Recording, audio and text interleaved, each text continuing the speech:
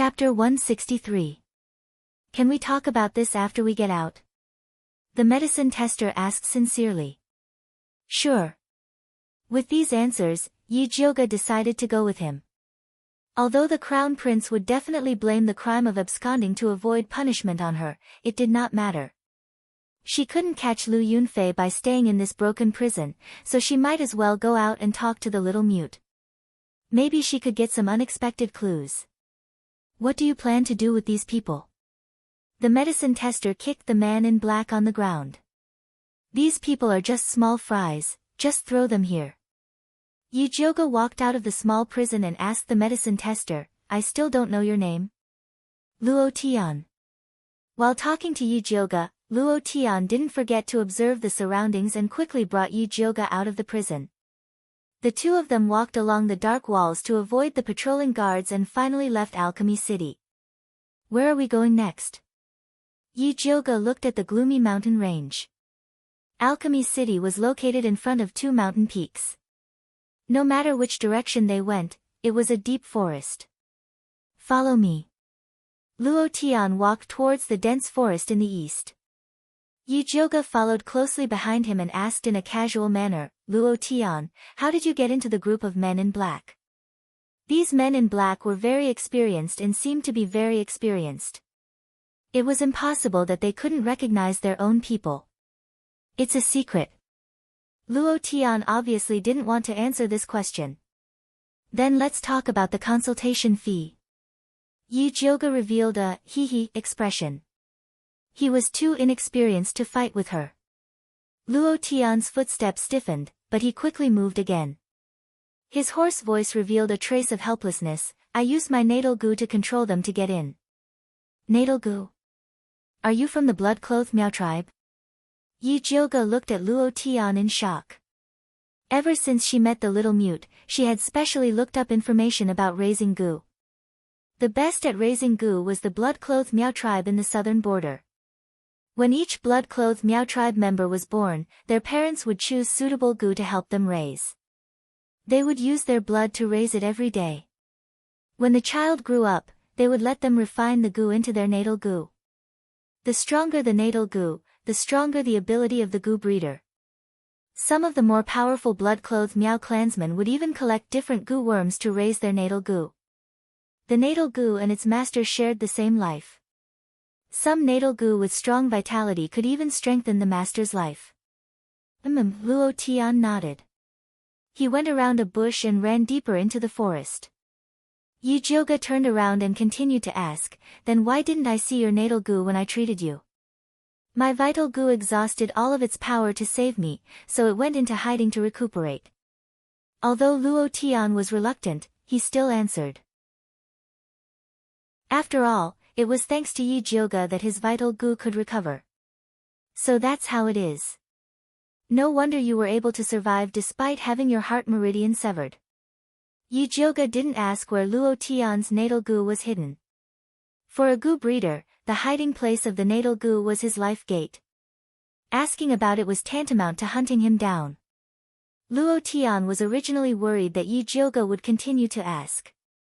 Seeing that she had given up, he was relieved.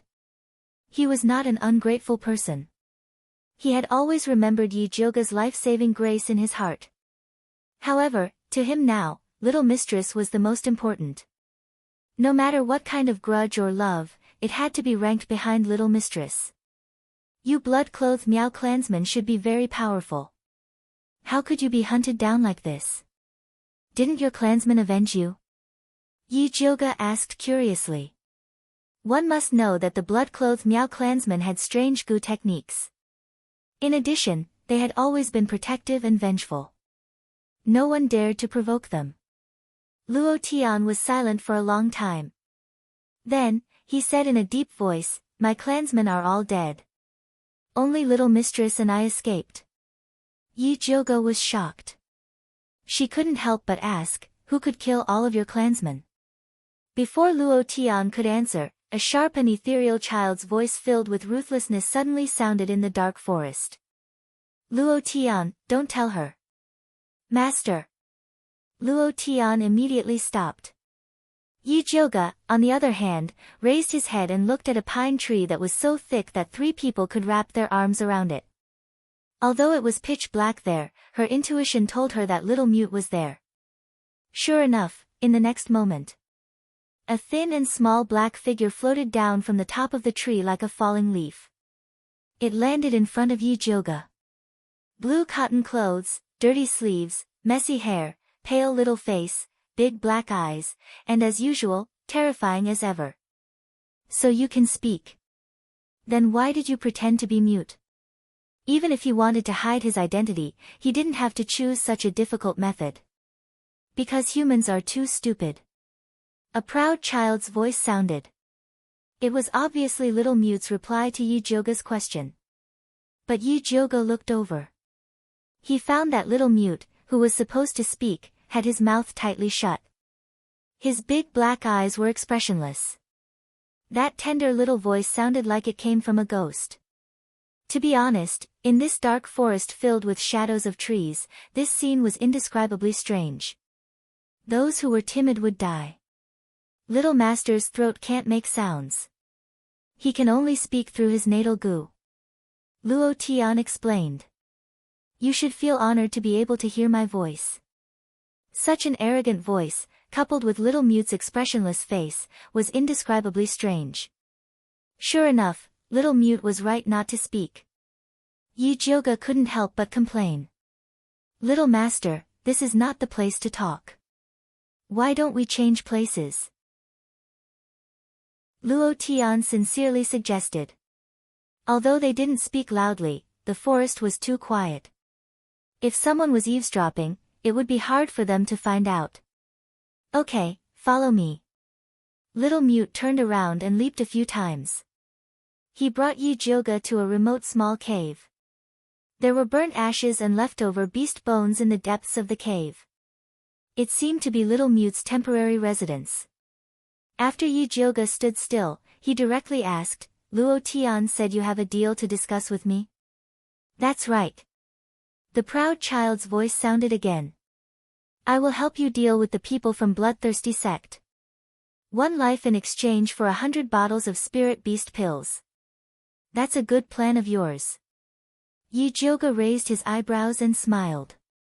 Bloodthirsty sect is also your enemy. You're taking revenge for yourself and you want to settle the score with me. Do you really think I'm a fool? How do you know Bloodthirsty sect is our enemy? The proud child's voice was both surprised and angry. Then, he roared at Luo Tian irritably, you told her.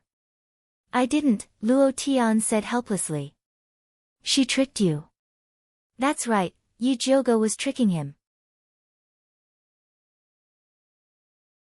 Chapter 164. You dare lie to me? Little Mute was still expressionless but his arrogant voice was about to explode. I didn't lie to you. Strictly speaking, you're the one who lied to me. Yi Jioge looked at little Mute with an accusatory gaze and said without any trace of politeness, I provided you with a place to eat and work, I also used spirit beast pills to exchange for insects, and I even saved the life of your subordinates, yet you schemed to cheat me of my spirit beast pills. Who is the one who is sorry? Yi Jioge's words were the truth. Even Luo Tian felt guilty after hearing it, not to mention little Mute. No matter how unreasonable he was, he had to admit that Yi Jioge was right. If Yi Jioge hadn't let him raise a poison earth dragon and traded spirit beast pills for insect parasites, his life parasite probably wouldn't have awakened yet, let alone come to Alchemy City. Yi Jioge saw that little Mute had loosened up, so he slowly said, Little Mute, since we have a common enemy, then we can be friends. How about we be honest with each other and speak frankly? If you want spirit beast pills in the future, I can give you a friendship price. Spirit beast pills weren't hard to refine but they couldn't be given away for free. Little Mute's indifferent face finally showed some emotion. His arrogant voice was no longer as arrogant as before. He asked, how do you want to be honest? First tell me your name. Yi Jioge felt that exchanging names was the first step of friendship. Little Mute hesitated before reluctantly saying, my name is Junichen. Such a refined name didn't match with little Mute. No wonder he didn't want to call it that. do you have an opinion on my name? Junie Chen immediately sensed something was wrong and felt like he was about to explode. No, not at all. Yi Jioge shook her head and decisively changed the topic. I was thinking, you red-clothed Miao people are so powerful, why were you killed by bloodthirsty sect? Junie Chen kept a straight face and didn't make a sound. His black eyes were like two black holes, emitting a ruthless and dark aura. It was clear that this memory was very painful to him, so painful that he could go berserk at any time. Yi Jioge suddenly regretted bringing up Junie Chen's sad memories. She was about to change the topic when Junie Chen said coldly, Luo Tian, speak. Yes.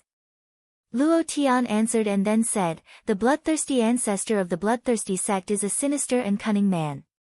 We don't know where he got a kind of spiritual poison that can restrain our Gu technique. He poisoned our drinking water when we were worshipping the Gu god and killed us when we lost our power.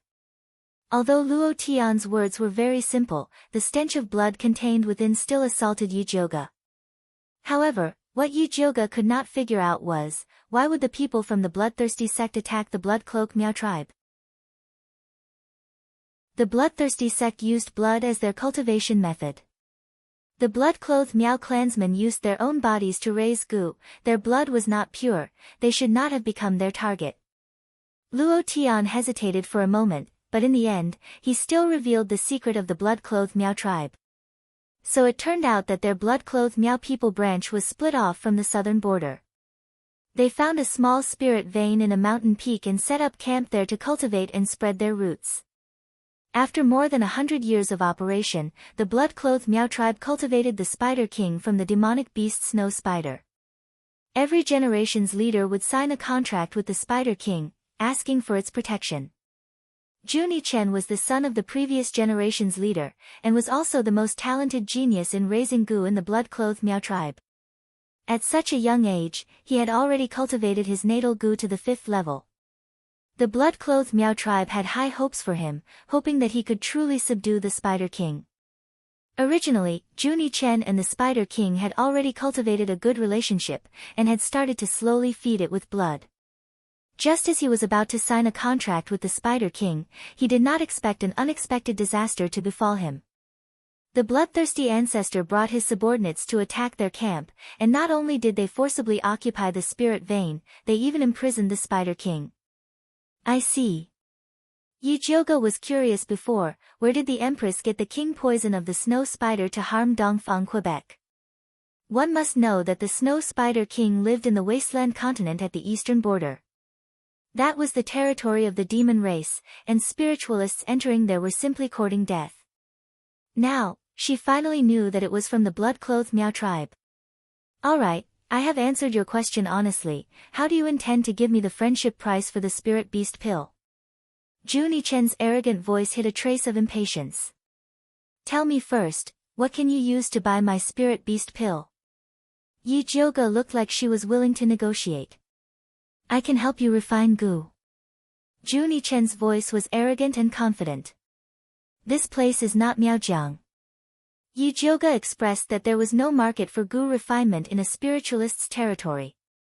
I can help you kill people. Junie Chen's voice started to show some hesitation. The people I want to kill are no longer in this world. Yi Jioge expressed that he had a hand and a knife, he did not need anyone else. What do you want? The little tsundere finally exploded. I just want to ask, what can you use to buy my spirit beast pill? Yi Jioge spread his hands, looking innocent. Just as Junie Chen was about to pounce on Yi Jioge and bite her to death, Luo Tian spoke, Miss Yi, when I escaped with the little master, we had nothing except ourselves. Then sell yourselves to me. This was Yi Jioge's goal, but he could not say it so bluntly, in case they turned hostile. Thus, Yi Jioge changed his method and asked, then what do you plan to do?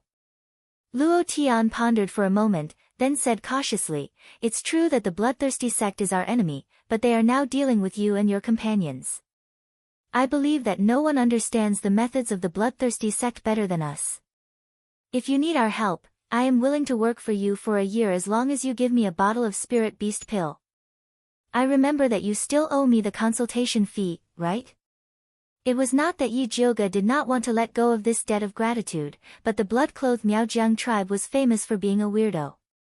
It was said that after they repaid the debt of gratitude, they would turn hostile and take revenge, just like Gu, they would bite back.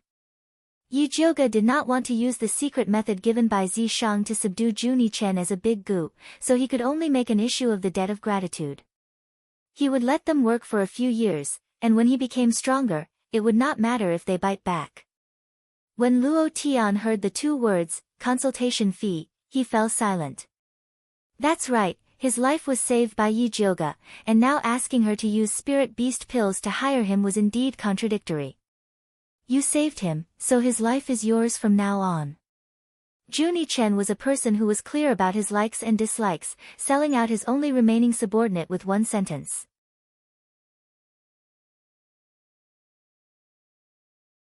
Chapter 165. Master. Luo Tian thought he was abandoned, his face immediately turned pale. She treats her subordinates well, you go and work for her, let her use spirit beast pills as a reward, then bring it back to me. Juni Chen said as a matter of course. During this period of time, he was not only rearing worms, he was also secretly observing Yi Jioge's character.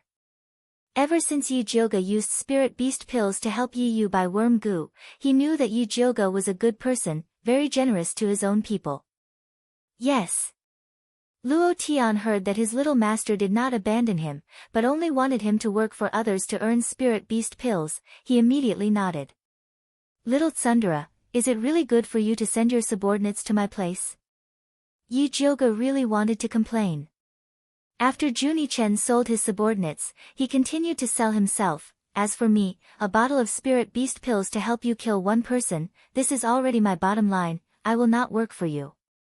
He was the most orthodox bloodline of the blood cloak Miao people, shouldering the hopes of all the clansmen. It was impossible for him to be someone else's subordinate.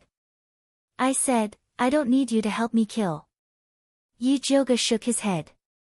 Juni Chen's big black eyes immediately flashed a ruthless light. He hated to be rejected. Not to mention that Yi Jioge rejected him again and again. Fortunately, when Juni Chen was about to turn hostile, Yi Jioge added, how about this, you help me do one thing, I will give you a bottle of spirit beast pills, how about that? Juni Chen silently counted with his fingers, feeling that this deal was reasonable. He nodded, all right, tell me, what do you want me to do? I haven't thought about it yet, I will give you a bottle as a deposit first. Yi Jioge took out a bottle of spirit beast pills and threw it to Juni Chen. Juni Chen immediately took it, opened it and smelled it. It was indeed a good medicine. Luo Tian, from now on, you are my subordinate, is that right? Yi Jioge turned his head and asked Luo Tian. Yes, just tell me what you need, master. Luo Tian placed his right hand in front of his chest and bowed slightly, his attitude was still very serious. Yi Jioge glanced at Juni Chen. Juni Chen was expressionless, silently counting his fingers in his heart, calculating how to eat these spirit beast pills. He did not have any objection to Luo Tian calling Yi Jioge master. This attitude wasn't normal. Yi Jioge thought for a moment, then asked Luo Tian, the natal Gu in your body, does it have to obey Juni Chen? Yes, the natal Gu in the young master's body is the most powerful one in the blood-clothed Miao tribe. Everyone has to listen to him. Luo Tian did not hide anything. F***ck. Yi Jioge wanted to vomit blood. Luo Tian said that he would sell his life for him, but in the end, his life was in someone else's hands. What kind of logic was this? However, what displeased her the most was the way Luo Tian addressed him. He called her master and Juni Chen young master. Those who didn't know better would think that Juni Chen was her son. Call me young miss from now on. Yi Jioge decided to keep his distance from Juni Chen. Alright. This was not a problem for Luo Tian. Yi Jioge composed himself and asked another question, why does your master care so much about spirit beast pills? In fact, she already had a guess in her heart, but she still wanted to clarify it. Because the spirit beast pill you refined has a great effect on repairing our life insect, Luo Tian replied seriously. Originally, his vital goo had already entered a state of suspended animation and could only recover by devouring other goo worms. But there was no one refining goo in Thunder Country. At that time, he thought that he was dead for sure, but who would have thought that he would meet Yijioga, and even his human goo was saved by her. Alright, take this bottle, treat it as this month's monthly allowance. Yijioga also threw a bottle of spirit beast pills to Luo Tian. She was quite satisfied with Luo Tian's attitude. Although this lad looked like an unruly barbarian, his temper was quite good, especially when compared to Junichen. Yijioga had always been a generous person. Before she rode a horse, she would first feed the horse grass. Many thanks. Luo Tian received the spirit beast pills and was about to keep them, but was stopped by Yijioga. I gave you the spirit beast pills to help you recover your strength quickly, so that you can work for me, not to let you earn it for free. That's right, cast a long line to catch a big fish. Junichen expressed his approval, then ordered Luo Tian, eat. Little master, you can't speak the truth so carelessly. Luo Tian felt like crying. When they broke through the encirclement, the old clan leader was right to tell little master to shut up and pretend to be mute. Seeing Yijioga's face darken, Luo Tian immediately made up his mind. For the little master's sake, he had to gain a foothold with Yijioga. In this case, he had to recover his strength quickly. Otherwise, forget about helping, he might even have to ask Yijioga to save him instead. Luo Tian quickly swallowed the spirit beast pills, then said to Yijioga, "Eldest miss, if I'm not wrong, the bloodthirsty ancestor sent his disciple to Alchemy City to kill people, not just to take the spirit roots of those martial practitioners.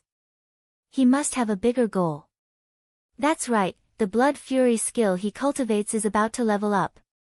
The blood and spirit roots of those martial practitioners are not enough for him.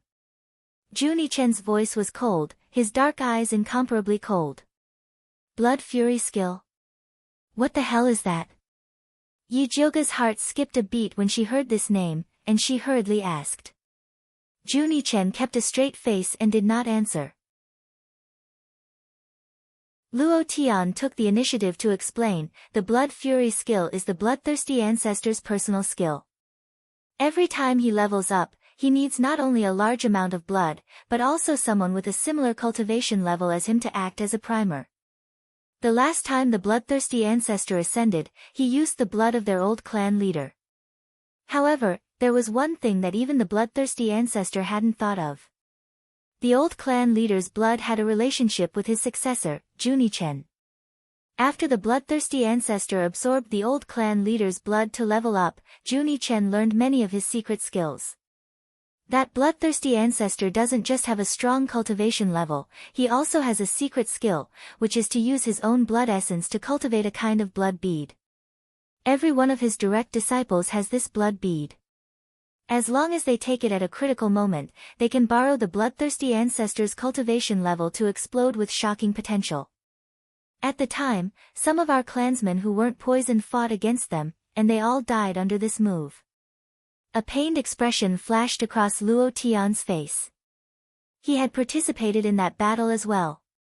That opponent had clearly looked weak, but after he had been knocked down, his cultivation level had suddenly skyrocketed, and he had even ambushed him when he wasn't paying attention. Yijioga's heart immediately jumped. If that was the case, then Bai Songling, Wan Xiang, and Yi Yu were all in danger. Come, let's go find Wan Xiang and the others first, Yijioga said without hesitation.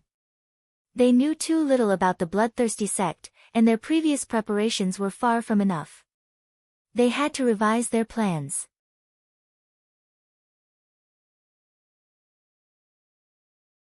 Chapter 166. It was a moonlit night, but the forest was still dark.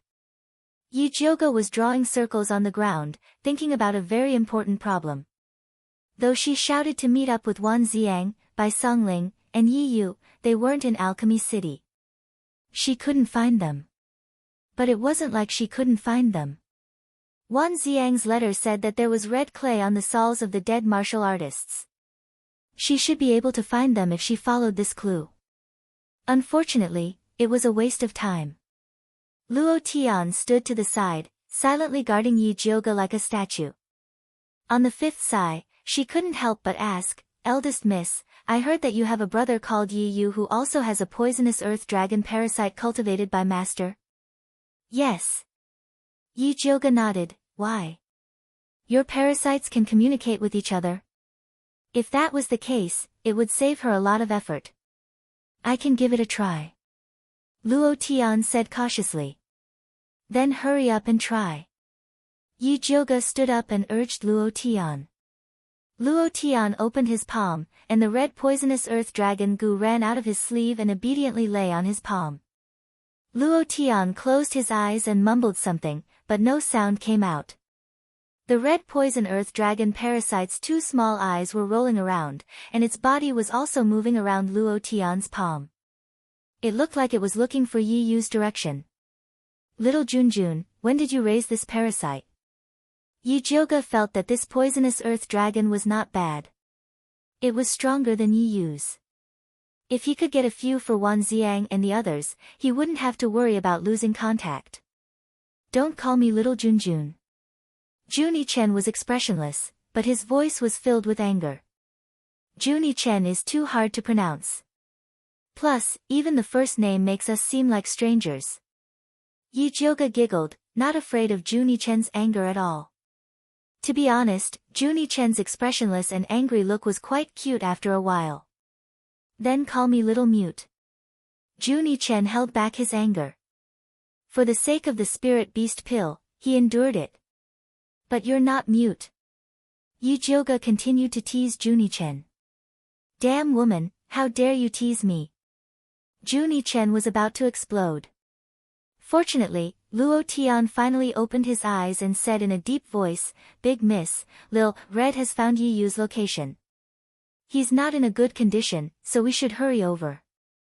Little Red was the poisonous earth dragon goo in his possession. "Let's go." Yi Jioga couldn't be bothered to tease Juni Chen anymore. Luo Tian immediately ordered Lil Red, "Go." The red poisonous earth dragon goo spread its cicada's thin wings and flew toward the east. Yi Jioga and the others quickly followed behind it. Dawnfall Peak, in a dilapidated temple that had not been repaired for a long time, the statue of the Earth Lord that was worshipped was already incomparably modeled. The corners of the roof were covered with cobwebs, and there was a thick layer of dust on the ground. Sunlight shone through the hole in the roof, illuminating a small part of the floor in the middle, but the surroundings were still very dark. Yi Yu held his breath and hid in the shadows on top of the roof beam. He still had 2 clear heart pills in his mouth. These were the last of his stock.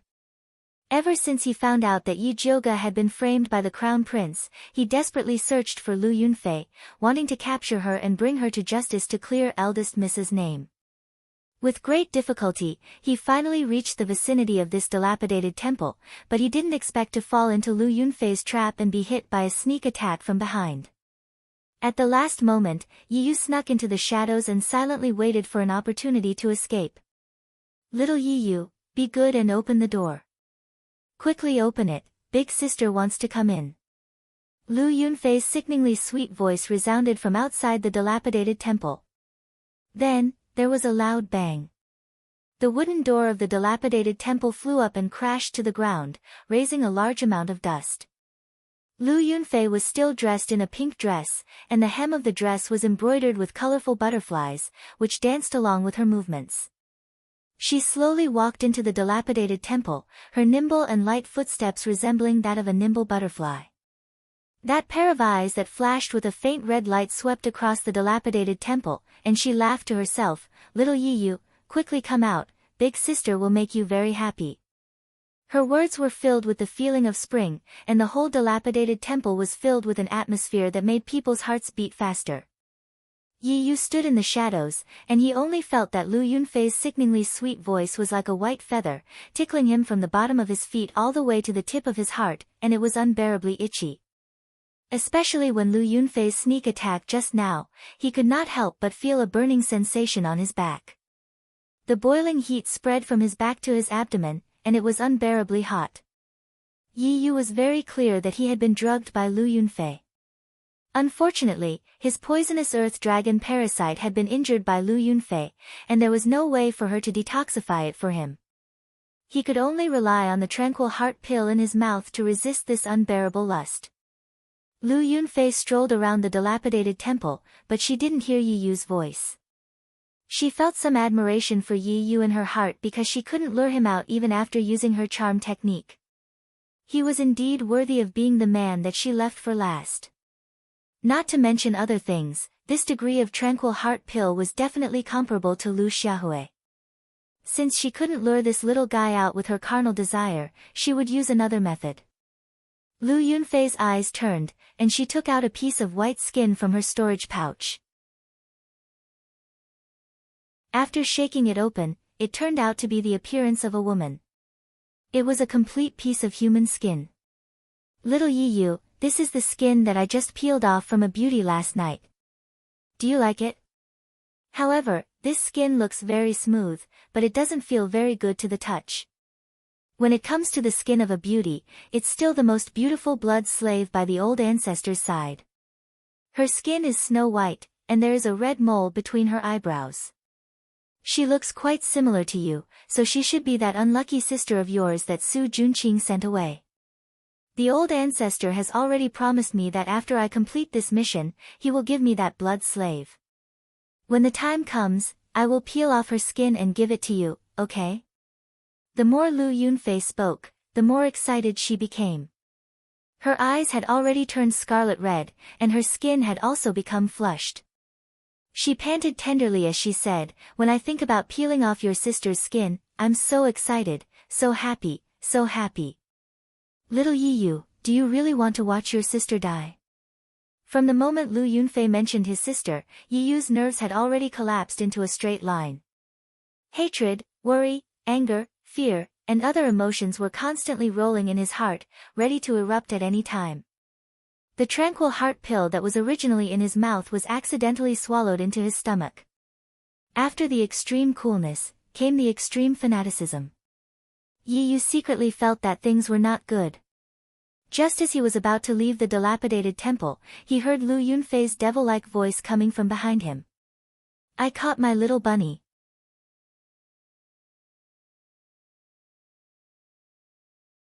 Chapter 167. At this time, Yi Jiuge was rushing towards the broken temple with Luo Tian and Juni Chen. Luo Tian followed behind her and spoke while running, "Young miss, didn't you ask the young master when he raised this insect? As far as I know, he raised a batch before coming to Alchemy City, and this is the best one. I refined it with my essence blood. Luo Tian, do you want to die?" Juni Chen's arrogant voice came down from the tree. He disdained running on the ground with Yi Jiuge and the others, but insisted on jumping on the tree, probably because he felt that it was more cool. "Little master, there are some things that can't be hidden from Big Mississippi." Luo Tian's obscure voice traveled through the whistling wind into Juni Chen's ears. "We can't hide it from her, so we naturally have to tell her the truth. This will deepen eldest Miss's impression of us." Humph. Juni Chen stepped on a branch unhappily, accepting Luo Tian's explanation. Yi Jiuge was already used to them playing tricks in front of him. She turned around a big tree and continued to ask Luo Tian, "This poisonous earth dragon became like this after you refined it with your blood essence, or are all the ones he raised like this?" "No, these poisonous earth dragon parasites will display different characteristics depending on the person's blood essence. My parasite has opened its eyes. Aside from detoxification, it can also be used for searching. Yi Yu's parasite should be as good at hiding as its master." As Luo Tian ran, he carefully introduced his young master's batch of poisonous earth dragon parasites. It had to be said that Juni Chen had already raised the poison earth dragons to a new level. This new batch of poison earth dragon goo would automatically choose a master that was more compatible with their attributes, and the evolved skills would also be more comprehensive. For example, Luo Tian was one of the 2 surviving members of the blood-clothed Miao tribe. Needless to say, he was strong. The poisonous earth dragon goo that he had refined, Xiao Hong, not only had eyes and long thorns, it could attack and defend, it also had a very strong offensive ability. "Young miss, do you want to raise one as well? With your strength, you will definitely be able to cultivate an even more powerful insect. Luo Tian quickened his steps and ran to Yi Jioga's side, looking at her sincerely. His expression seemed to be saying, I'm not promoting goo worms, but loyalty. If you buy it, yours truly can give you a discount. Juni Chen floated down from the tree and landed beside Yi Jioga, looking as if he was bestowing a reward. Although the little tsunder's expression was a little annoying, Yi Jioga was really tempted by those goo worms. She thought for a moment and said, let me see it first. Juni Chen rolled up his sleeves, revealing his white and dry little arm, on which there were 13 black dots. He said, these are all insects that haven't hatched yet. As long as you reveal a drop of blood essence, the insects will automatically choose you. Yi Jioga pricked his finger and a drop of blood floated in front of her. The black dots on Juni Chen's hand all swelled up, fighting to be the first to pounce on Yi Jioga's drop of blood essence. Even Juni Chen was shocked by their craziness. In fact, the natal goo in his body was desperately sending him a message. This drop of blood is also very beneficial to him. Hurry up and give it to him. Juni Chen and his natal goo were one and the same, its desire was his desire. He immediately used his power to suppress the rampaging goo insects, then reached out to snatch the drop of blood essence from Yi Jioga.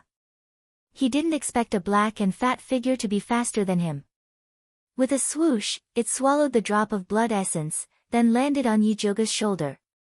It was a fat black rat. It had a fat head and big ears, with a round belly. Its little paw grabbed Yi Jioga's hair and shouted in dissatisfaction, Pippi. Black fatty, why did you come out? Yi Jioga was also shocked by this scene. Only now did she remember Zi Shang's warning to her. Every drop of blood in her body belonged to him. If she dared to let others use it carelessly, he would use a big stick to punish her. Was it too late to destroy the rat now? You dare to steal this young master's thing? Juni Chen's big black eyes stared at the black fat rat. The goo worms on his hand all went berserk, looking like they wanted to rush up and swallow the black fat rat clean. The black fat rat looked at the little worms with contempt, completely disregarding Juni Chen. It took out a carrot that was even longer than him from its beast skin bag, and squatted on Yi Jioga's shoulder as it chewed on it with relish. If you want to fight, then fight later. Don't delay me from saving people. Yi Jioga didn't even turn his head as he grabbed the black fat rat and stuffed it back into his cloth bag. Juni Chen lost his target, and looked angrily at Yi Jioga, shouting, return the blood essence to me. Return your grandpa, that belongs to me. Yi Jioga said in a bad mood. He couldn't tolerate this bad temper of stealing things. You. Juni Chen was about to flip out, but was held down by Luo Tian, little master, earning spirit beast pills is more important. Juni Chen clenched his teeth, silently remembering this grudge. Yi Jioga couldn't be bothered with little Ao Jiao's thoughts, and said to Luo Tian, hurry up, I want to find Yi Yu in an incense's time. After Luo Tian appeased the little master, he drove Xiao Hong with all his might, and quickly brought Yi Jioga to the broken temple. Yi Yu should be inside, I can feel that his poisonous earth dragon goo is injured. Luo Tian said softly. Yi Jioga opened his spirit eye to carefully inspect the situation of the broken temple. He saw a red circle of light surrounding the broken temple, mixed with the thick smell of blood, and there were even many strange red shadows hiding in the surroundings. It was obvious that this broken temple was one of Lu Yunfei's traps. She wanted to use Yi Yu to lure the others over. Young miss, do we attack? Luo Tian rubbed his fists, wanting to show off. Do you have the confidence to deal with the people from Bloodthirsty sect? Yi Jioga asked. It wasn't that she looked down on Luo Tian and Juni Chen. It was that the two of them were crippled and small, they were really unreliable. You still have the nerve to ask this kind of nonsense. Juni Chen was still holding a grudge against Yi Jioga for not giving him the blood essence. So you have already found a way to deal with Bloodthirsty sect? Yi Jioga raised his eyebrows and asked. Of course. Juni Chen nodded his head proudly, and habitually wanted to use spirit beast pills to exchange for an answer. Luo Tian answered first. Little master has already thought of a way to deal with bloodthirsty sect, speaking of which, I have to thank you for this method. After he finished speaking, he looked at Yi Jioga gratefully. Yi Jioga was stunned, thought for a moment, and then probed, could it be that your method to deal with bloodthirsty sect is to rely on the poisonous earth dragon goo? Young miss is indeed intelligent. Luo Tian nodded his head in gratification, looking like he didn't follow the wrong person. He couldn't tell that this guy was quite good at flattering people. However, flattery was useless. Yi Jioga still had to ask clearly what he needed to ask.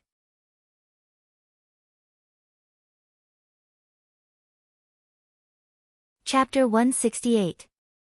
How can you be so sure that the poison earth dragon goo can deal with the bloodthirsty sex people? I don't want guesses. I just want evidence, Yi Jioga said bluntly. TSK. Of course, yours truly has verified it. Juni Chen replied proudly. That year, when forefather Bloodthirsty attacked the Bloodthirsty Miao tribe's territory, as the successor of the patriarch, forefather Bloodthirsty Miao tribe had to kill him. Although the old patriarch risked his life to save him, he was also poisoned by the poison that could restrain the goo. In the beginning, he was tortured by the poison every day. It was only when he accidentally discovered that devouring the poison earth dragon could alleviate the poison that he felt much better. However, there weren't many poisonous earthworms in the wild, and searching for them was a waste of time, so he turned his attention to the cultivation base of the pharmacy.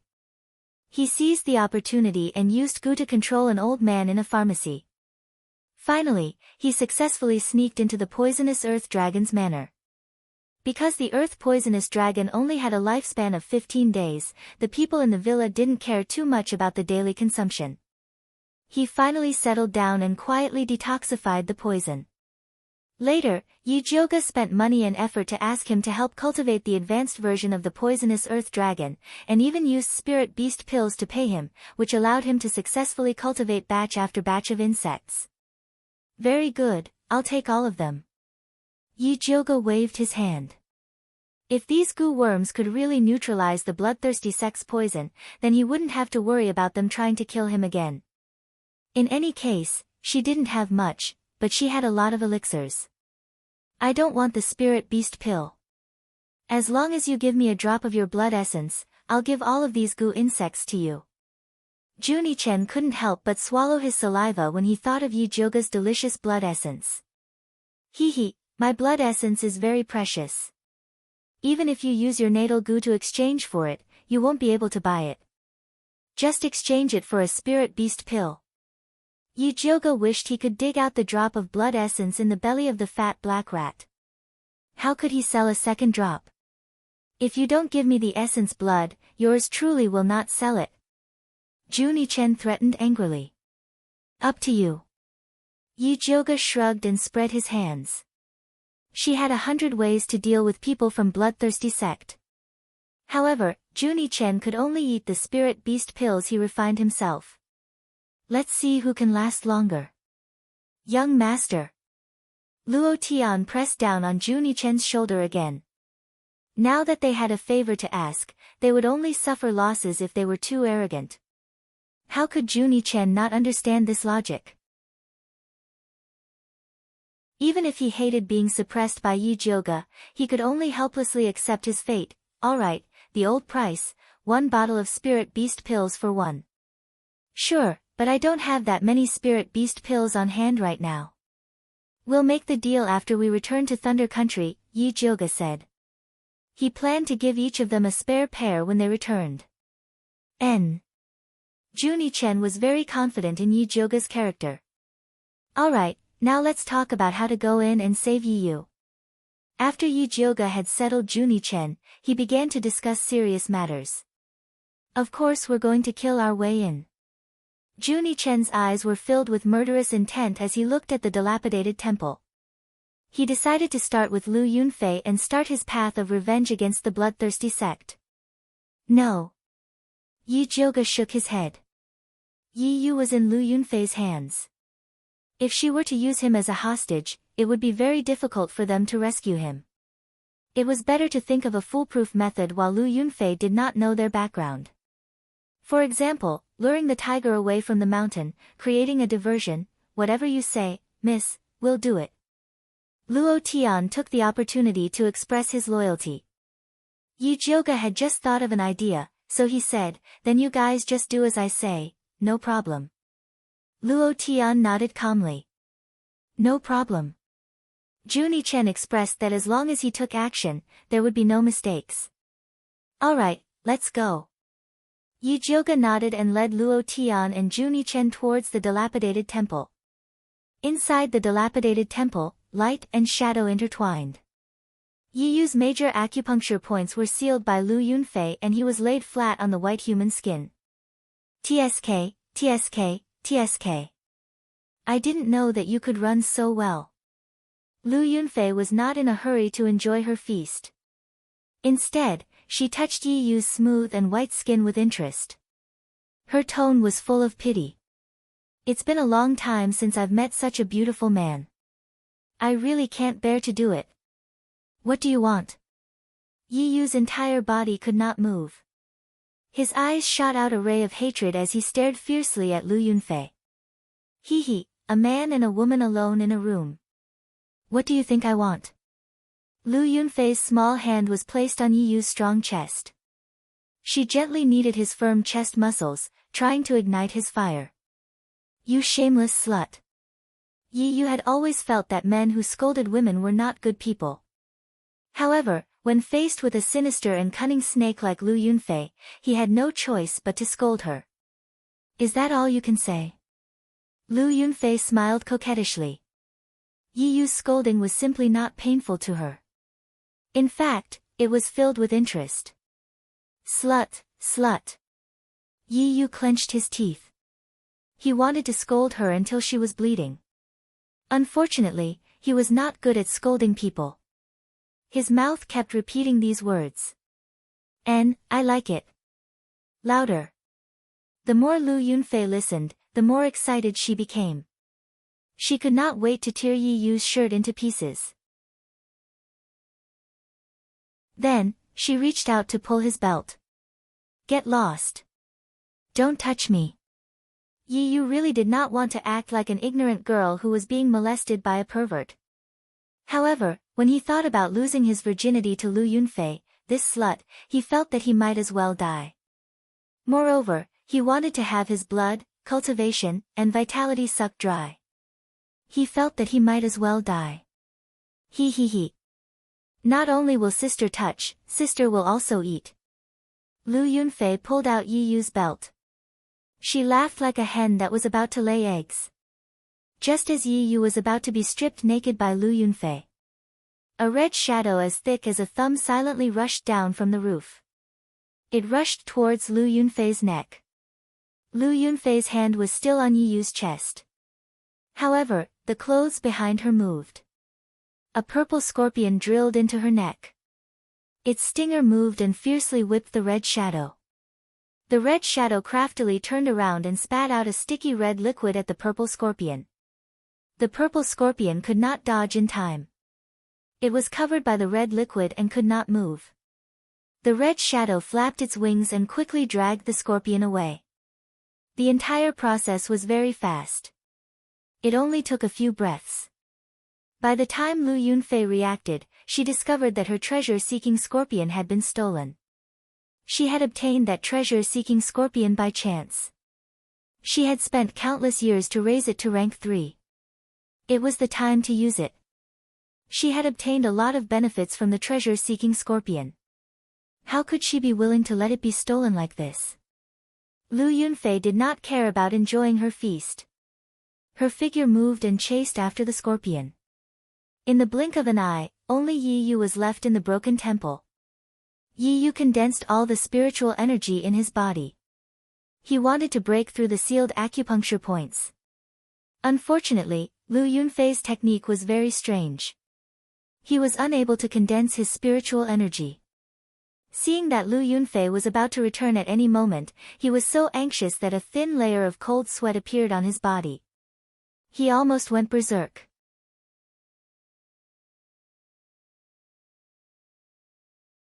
Chapter 169. Just as Yi Yu was about to open his acupuncture point, a few inaudible footsteps came from outside the dilapidated temple. He thought it was Lu Yunfei who came back and almost spat out a mouthful of blood. He didn't expect a familiar figure to walk in. Her green clothes fluttered in the wind, her figure was graceful, her face was delicate and there was a faint fragrance on her body. It was Yi Jioge. "Yi Yu, are you okay?" Yi Jioge was shocked when she saw Yi Yu's clothes were messy, revealing half of his smooth chest and even his belt was taken off. "She didn't come late and caused Yi Yu to sleep with Lu Yunfei, right?" "I'm fine." Yi Yu's sorry state was seen by Yi Jioge and he wanted to hide in a hole and never come out. Yi Jioge originally wanted to help Yi Yu open his acupuncture point. Seeing that he was not intimate, she was too embarrassed to make a move. She turned around and shouted, "Luo Tian, come in for a moment." Luo Tian quickly came in and saw Yi Yu's miserable appearance. He thought that Yi Yu had been done with by Lu Yunfei. He was very sympathetic and reached out to help him open his acupuncture point. Yi Yu regained his mobility and quickly tidied up his clothes. However, his injuries were a little heavy and his movements were a little slow. It was Luo Tian who helped him. "Trash." A proud and disdainful voice came from the roof. "Little mute?" Yi Yu looked up and for a moment, he wasn't sure if it was him who was scolding him. "Humph, you have this young master's poisonous earth dragon goo and you can move stealthily but you were still plotted against by that woman. You're really trash." Junichen continued to complain expressionlessly. Yi Yu didn't defend himself in the face of Junichen's scolding and said in shame, "I was careless. I didn't expect Lu Yunfei to have other helpers. Eat these pills first, then tell me what other helpers she has." Yi Jioge saw that Yi Yu's body was emitting a strong smell of aphrodisiac. She poured out 2 clear heart pills and 1 fire pill for Yi Yu. Yi Yu ate the pill and the dark fire on his body immediately retreated. Then, he told the story of how he was plotted against. After he discovered Lu Yunfei's whereabouts yesterday, he stealthily followed her and found out that Lu Yunfei had kidnapped a level 2 alchemist from the alchemy competition. He wanted to save this tier 2 alchemist and let her accuse Lu Yunfei and Su Junqing so that he could clear Yi Jioge's name. He did not expect that the tier 2 alchemist was actually a fake, and had backstabbed him instead. When he was escaping, he was hit on the back by Lu Yunfei's palm, so he fled here. Who was that evil cultivator who pretended to be a level 2 alchemist? Yi Jioge asked with a frown. Previously, during the alchemy competition, she had carefully observed the few level 2 pill refiners and did not find any traces of heretic cultivators. It's a middle-aged woman with high cheekbones, a mean face, and fine wrinkles at the corners of her mouth. Her name is Guoyingshi. Yi Yu carefully described the woman's characteristics. "I recognize that woman." Yi Jioge had an impression of her. After the alchemy competition, that woman had stayed in the alchemy tower and hadn't appeared since. "I recognize it too," Luo Tian said. At that time, he was the one who tested the medicine on the stage, so he secretly noted down all the tier 2 pill refiners. That middle-aged woman was quite conspicuous, so it shouldn't be that easy to disguise. That evil cultivator is very powerful. The evil aura on her body was completely concealed, and there was no trace of her disguise at all, Yi Yu repeatedly emphasized. "Even you were fooled. It seems that evil cultivator is very good at disguising. If she wants to cause any damage, then it will be troublesome." Yi Jioge faintly felt uneasy. Yi Yu had always been good at disguising, and the evil cultivator who could fool him was definitely not simple. "Young miss, why don't we leave this place first?" "My Xiaohong can't hold on much longer," Luo Tian said with a frown. That purple scorpion had a connection with Lu Yunfei, so he couldn't get rid of Xiaohong no matter what. "You take Yi Yu and leave first, I will meet that Lu Yunfei," Yi Jioge said in a deep voice. She had been tracking down the bloodthirsty sect's evil cultivators for so long, but she had only interacted with Su Junqing. Other than the bewitching art, she didn't know what other tricks the bloodthirsty sect had. She could take this opportunity to meet Lu Yunfei and find out more about the bloodthirsty sect's background. Young miss, Lu Yunfei has many tricks up her sleeves, but her schemes are not strong. You must be careful, Yi Yu said worriedly. I am here, what are you afraid of? Jun Yichen said arrogantly. 4-1, we can give it a try. Luo Tian nodded. Although he and his young master had not fully recovered their powers, it was not a problem to test out that woman's methods. No need, Luo Tian, you take Yi Yu and leave. Little Mute will wait for me in the dark. It would be best if we can take her down, but we can't retreat at any time.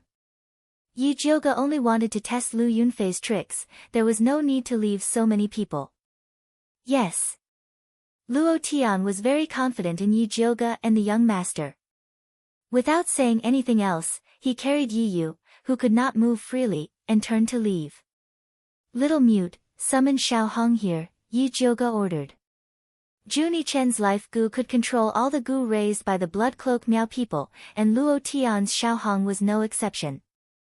Jun Yichen's expression was solemn, his mouth did not move, but his body made a strange trembling sound. Not long after, Xiao Hong flew in like lightning, and landed in front of Jun Yichen. It looked very pathetic, the blood-red color of its body had faded a lot, and its spread wings could not stop trembling, that was a sign of overexertion. It was also dragging a palm-sized purple scorpion. Although it was frozen by the red liquid, it still looked like it was struggling to get out. Yi Jioga immediately recognized that this unlucky scorpion was the one that lured him to the chaotic world. When the unlucky scorpion saw Yi Jioga struggling even more, it seemed to know that it was going to be in big trouble. Give me that purple scorpion. Yi Jioga stretched out his hand towards Jun Yichen. A spirit beast pill, Jun Yichen raised his index finger, and added expressionlessly, to reward Xiao Hong. Cheapskate, take it. Yi Jioga was already speechless at Jun Yichen's action of wanting to take the prize from him. After Jun Yichen fed the spirit beast pill to Xiao Hong, he took down the purple scorpion and threw it to Yi Jioga. After Yi Jioga wrapped the scorpion with his spiritual energy, he carefully examined it. This scorpion was palm-sized, its purple carapace looked like it was forged from metal, and it shone with a faint cold light. But the strangest thing was that there was a red eye on its stinger, which was faintly discernible under the sunlight. So it's a treasure-seeking scorpion. Yi Jioga had heard of this kind of strange beast. Not only was it very sensitive to treasures like Yin spirits, but after advancing, it could also eliminate demons and devour ghosts. It was a very angry demonic beast, no wonder Lu Yunfei would rather give up on Yi Yu and chase after him.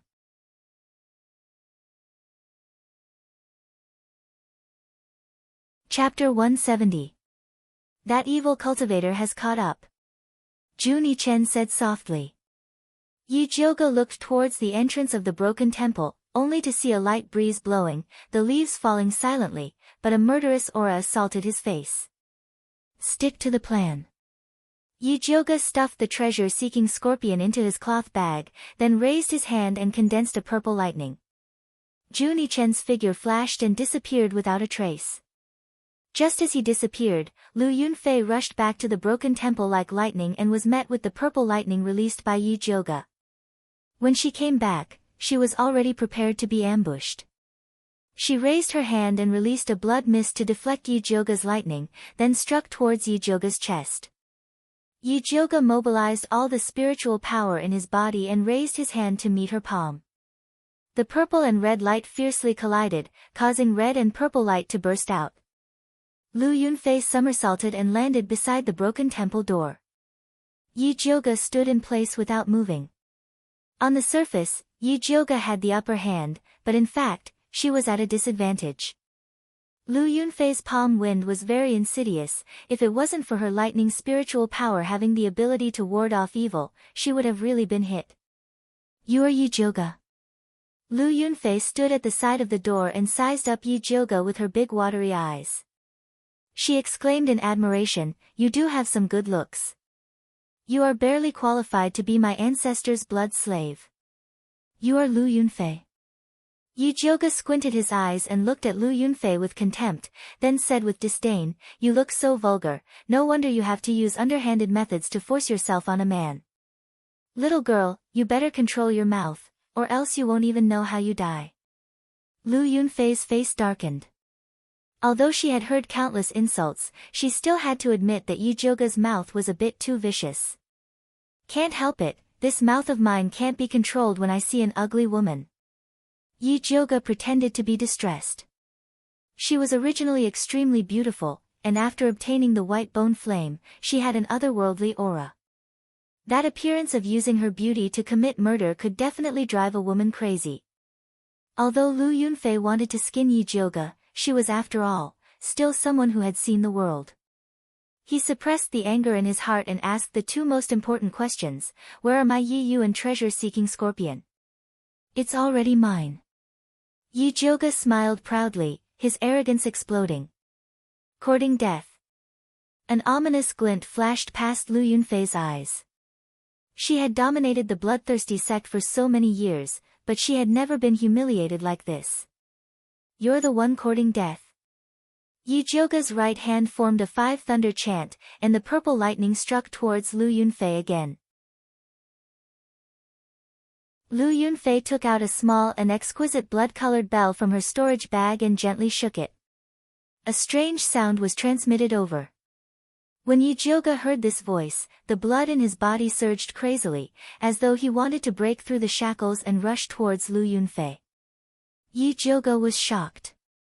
She quickly took out a clear heart pill and swallowed it.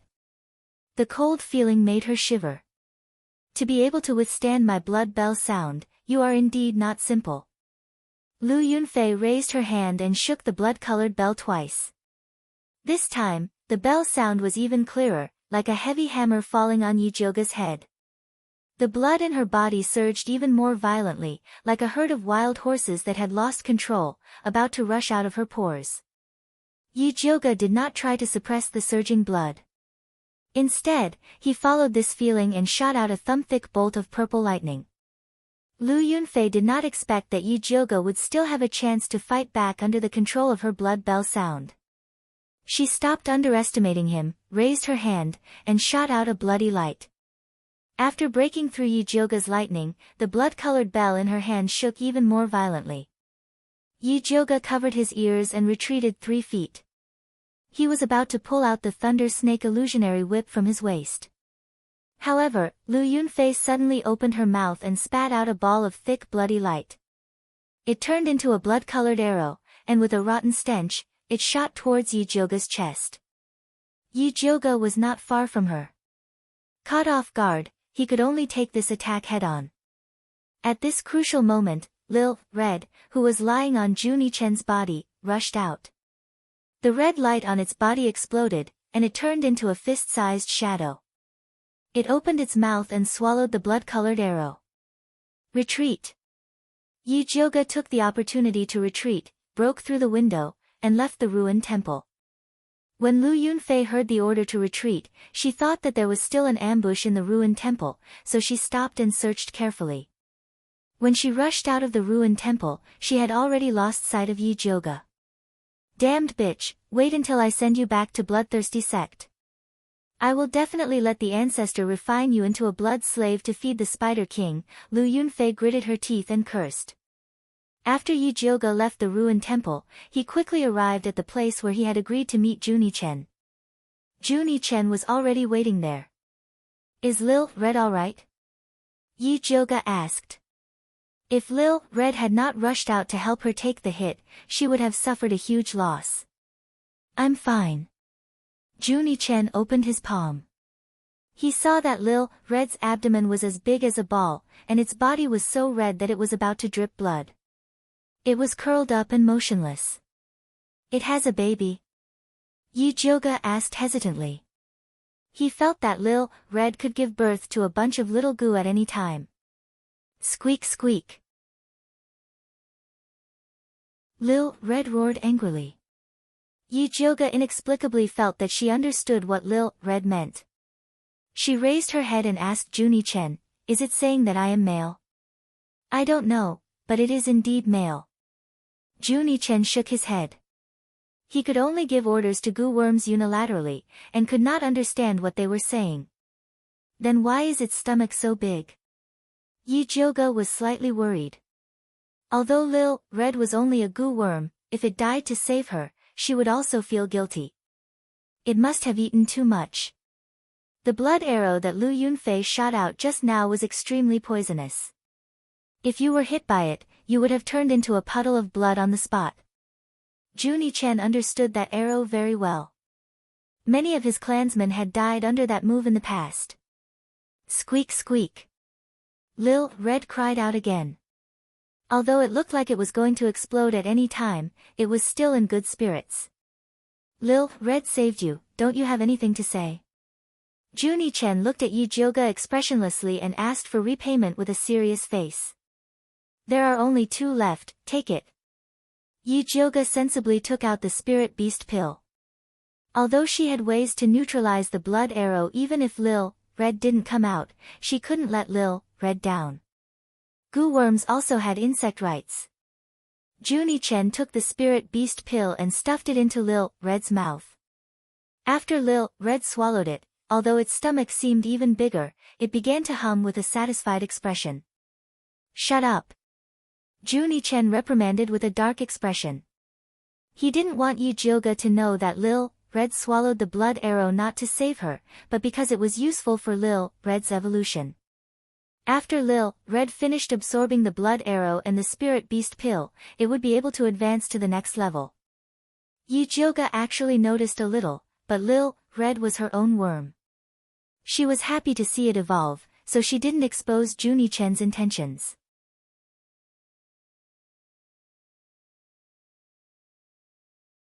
Chapter 171.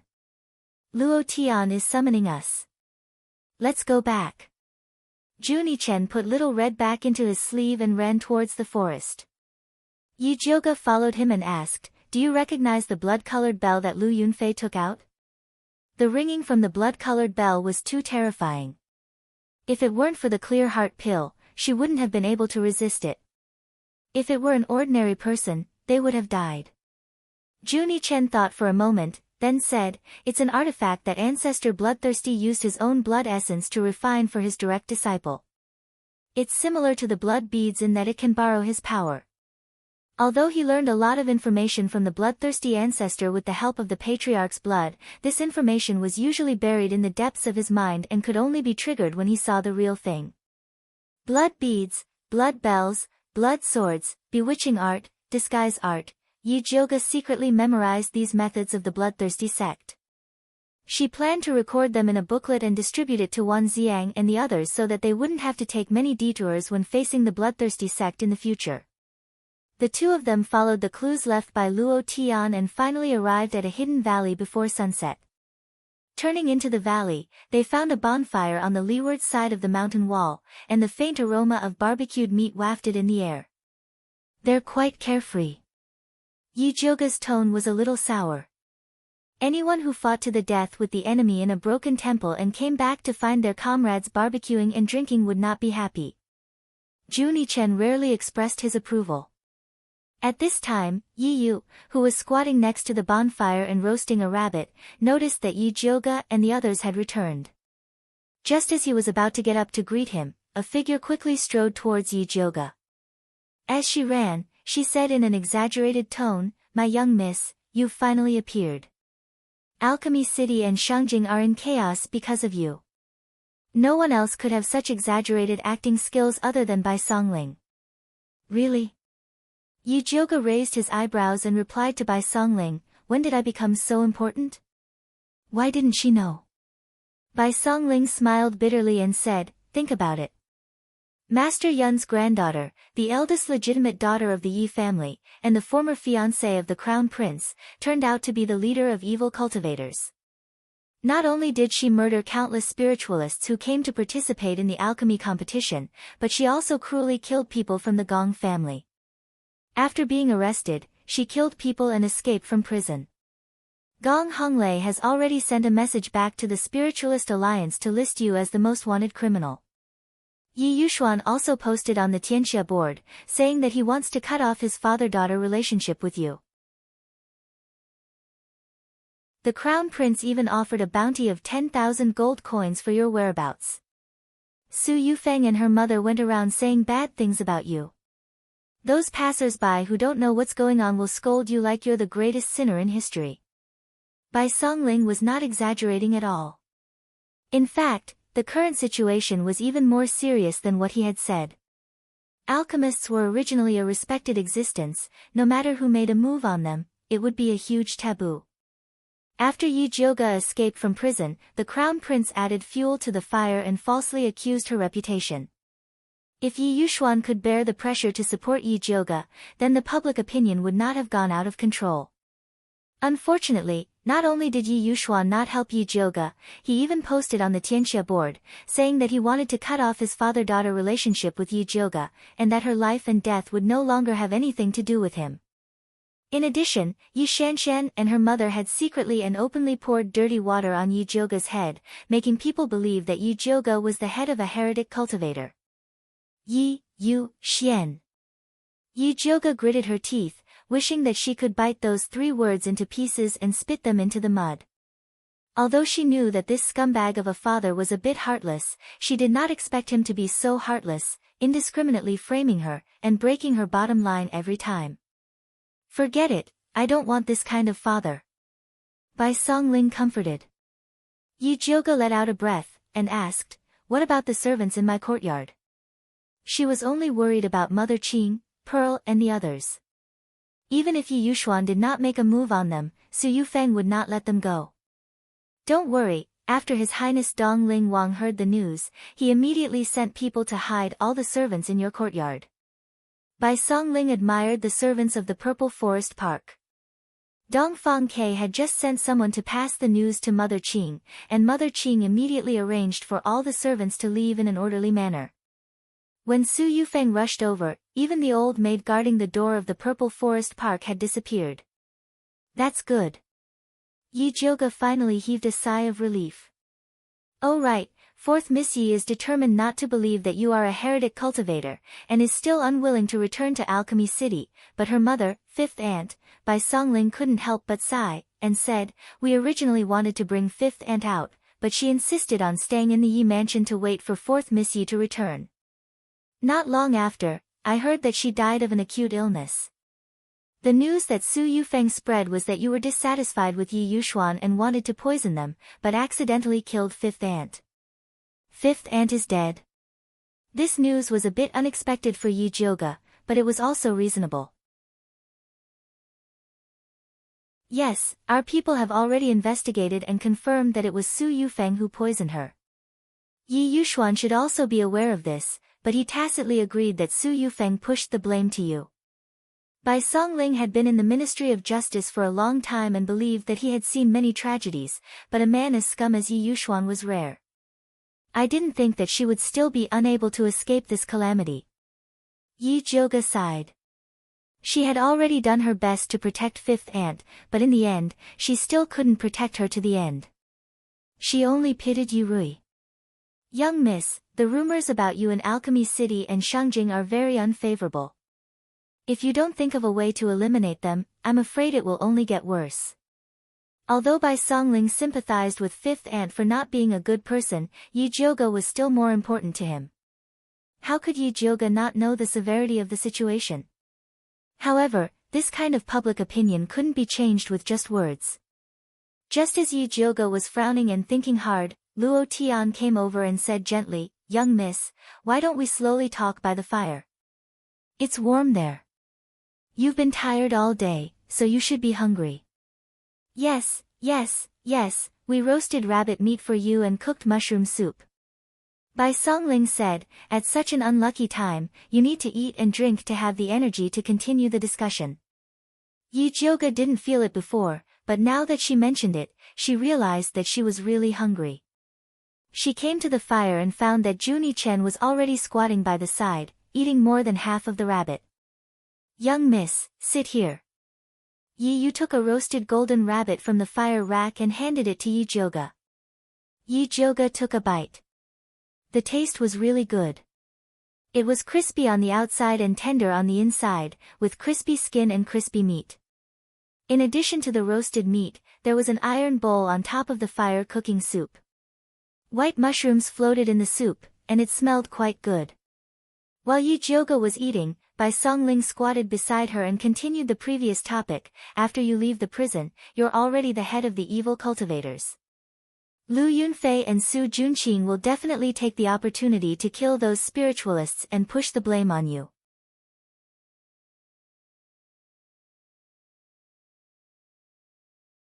Chapter 172. Don't worry about those rumors. When the truth comes out, the situation will change. The most important thing now is to expose Lu Yunfei, Su Junqing, and the Crown Prince's true colors. How is Brother Wan? Yi Jioge asked. Now that she had been splashed with dirty water, Wan Xiang must not be any better. The Crown Prince is holding on to your friendship with him and wants to throw him into prison as an accomplice. Fortunately, Master Dongfang is wise and didn't listen to the Crown Prince's nonsense. However, Wan Xiang's military power has been taken back. Before the truth comes out, he has to avoid arousing suspicion. The Crown Prince's men are watching him every day so he can't find you. Fortunately, I've been running around outside and never entered Alchemy City. That's how I managed to avoid the Crown Prince's attack. Bai Songling explained the situation in Alchemy City.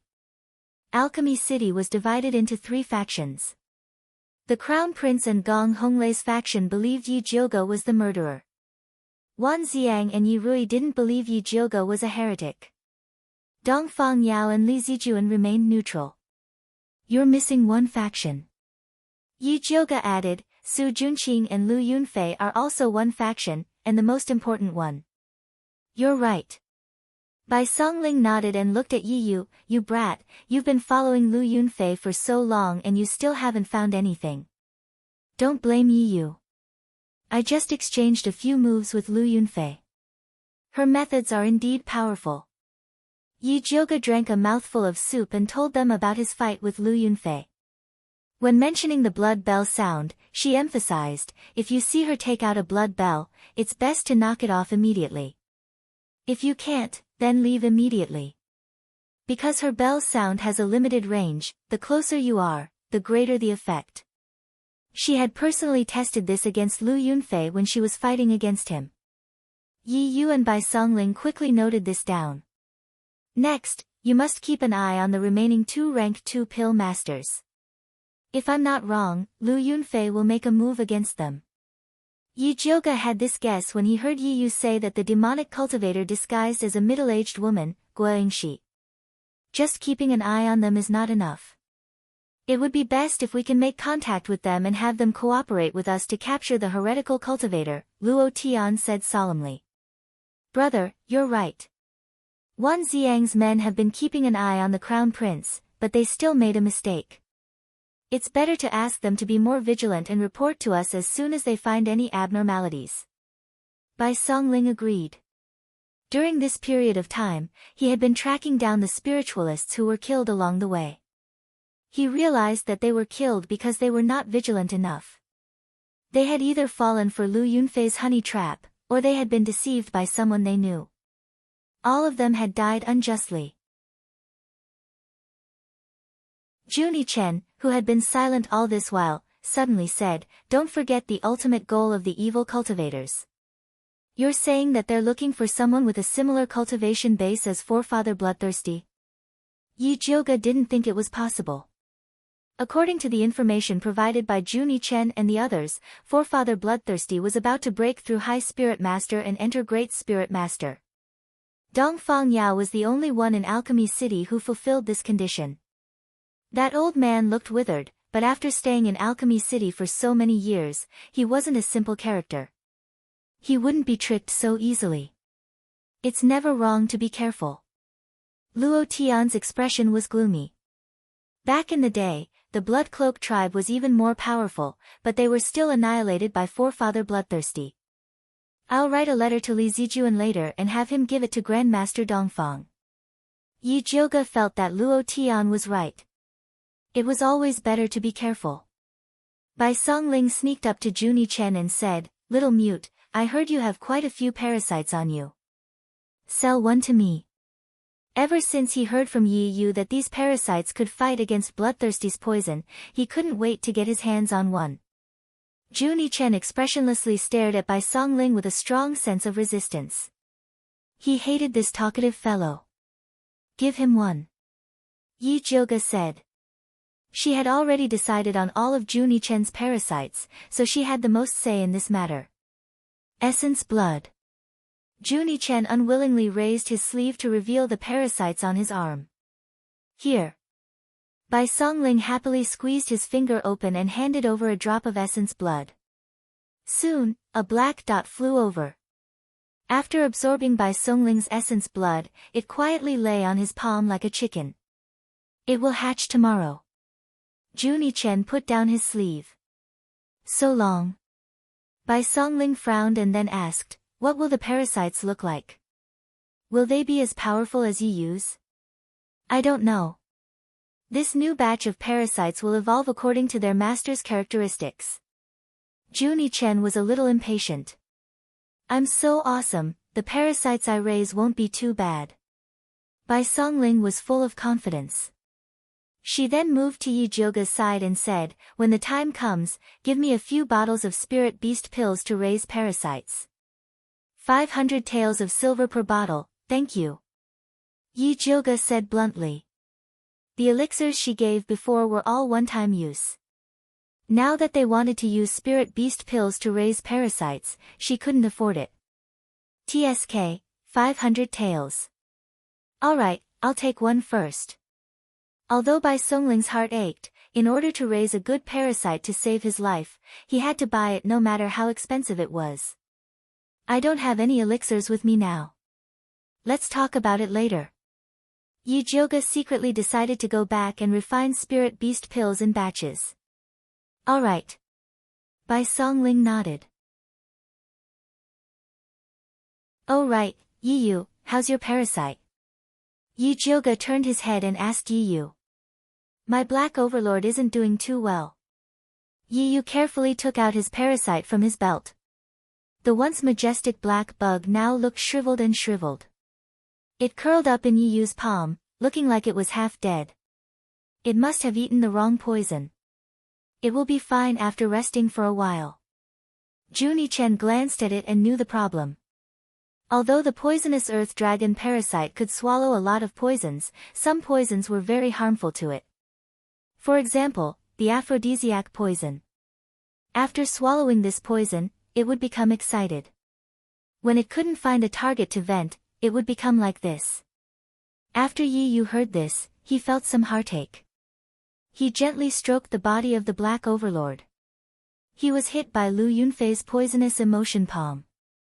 If not for the Black Overlord helping him to absorb more than half of the poison, even if he swallowed the clear heart pill, he would still turn into a beast of desire. Poor Overlord Parasite. Yi Jioga deeply sympathized with it. Unfortunately, she didn't have any more spirit beast pills on hand. Otherwise, she would have given it a few to comfort it.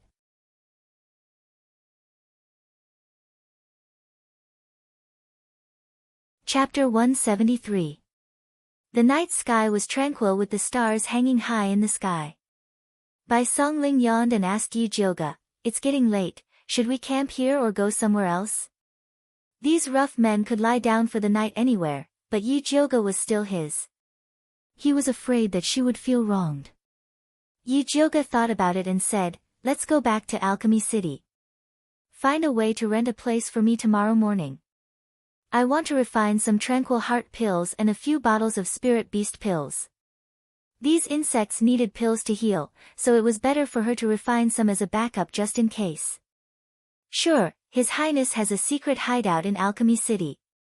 I guarantee that the Crown Prince won't be able to find out." Bai Songling couldn't help but admire Dongfang Kei's foresight. Dongfang Kei had secretly set up several strongholds in Alchemy City before the competition. Now, they finally came in handy. "Then let's go." Yi Jioga stood up. Luo Tian extinguished the bonfire. Yi Yu dug a hole to bury the leftover rabbit skeleton. Bai Songling cleaned her precious iron bowl and put it away. There was still 2 hours until daybreak. Yi Jioge, Bai Songling, Luo Tian, and Yi Yu had to disguise themselves or else they would be captured. Disguising was also a necessary skill for Yi Yu. He painted his face yellow, and after a few fiddles, he turned into an ordinary young man. Dressed in coarse blue clothes, he looked like a servant from a rich family. Luo Tian, on the other hand, painted his face black and pretended to be a silent guard. Bai Songling put on a slanted eyebrow and a goatee. He wore a sapphire blue robe and instantly became a rich landlord. At first, Bai Songling suggested that Yi Jioge pretend to be a landlady and become his wife, but Yi Jioge refused. She had already made up her mind. She rubbed some medicinal powder on her face and turned into a middle-aged woman with high cheekbones, a mean expression, and fine wrinkles on the corners of her mouth. "You look like Guangxi." Yi Yu frowned. This face reminded him of a painful memory. "That's the effect I want." Yi Jioge did it on purpose. "That's too risky." Bai Songling also disagreed. They had to tuck their tails between their legs when they entered the city, but Yi Jioge pretended to be someone that the evil cultivator had once disguised as. Wouldn't that attract more attention? Nothing ventured, nothing gained. The best defense is offense. Yi Jioge naturally had her reasons for doing so. Now that the entire Thunder Country was against him under the influence of the Crown Prince, if she continued to hide like a turtle, she would only lose the initiative. She had to think of a way to take the initiative to attack. He might be able to catch a big fish by pretending to be Guangxi. Well, anyway, it can't be that bad. Bai Songling was also very optimistic. By the time they finished dressing up, the sky was already beginning to brighten.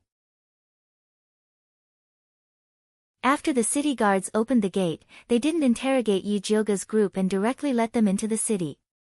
The stronghold that Bai Songling mentioned was at number 17 East Main Street, next to the herb shop. At this time, it was still early. There were few people on the street and only a few shops were open.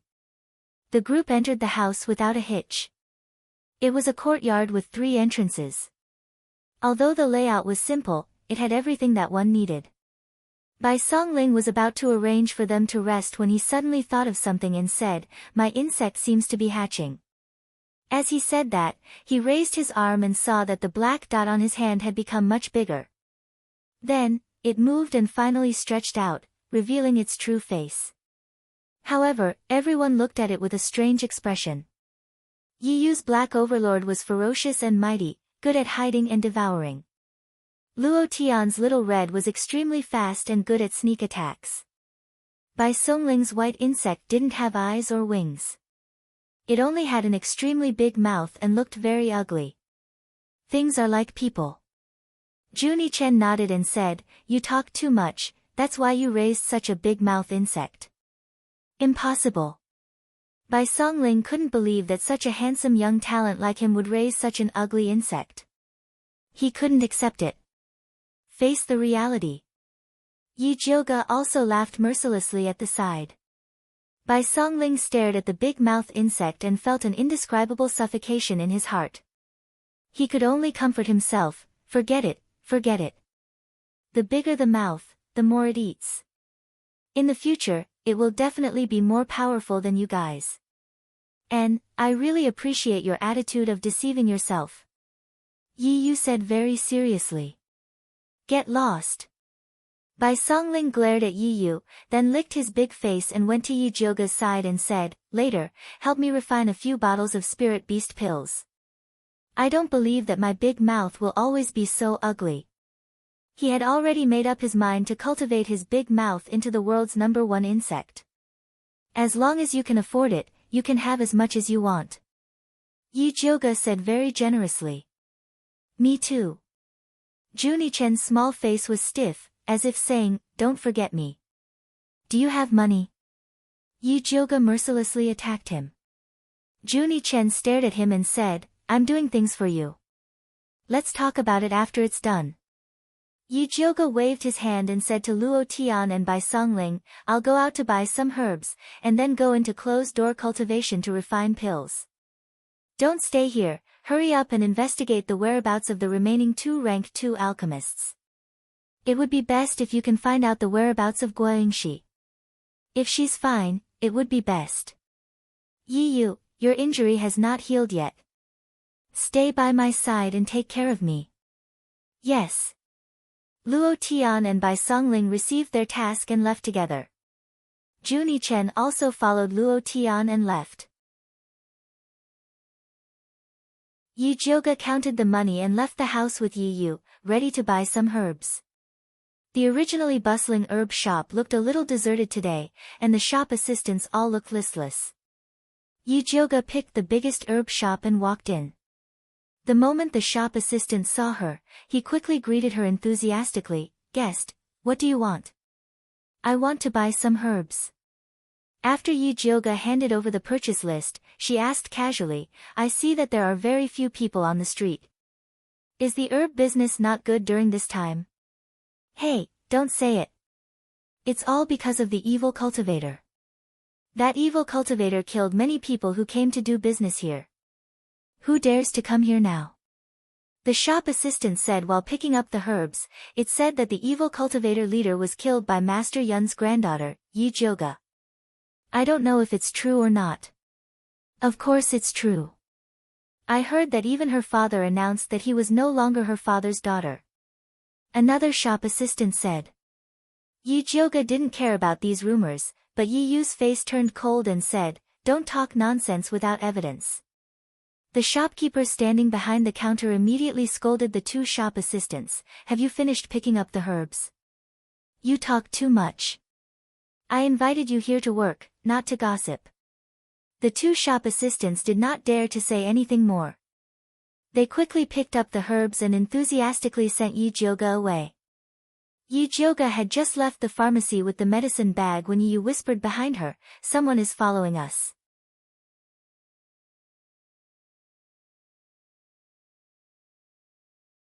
Chapter 174. Who's following us? What's their cultivation level? Yi Jioge lowered his voice and asked. Should be an advanced spiritualist.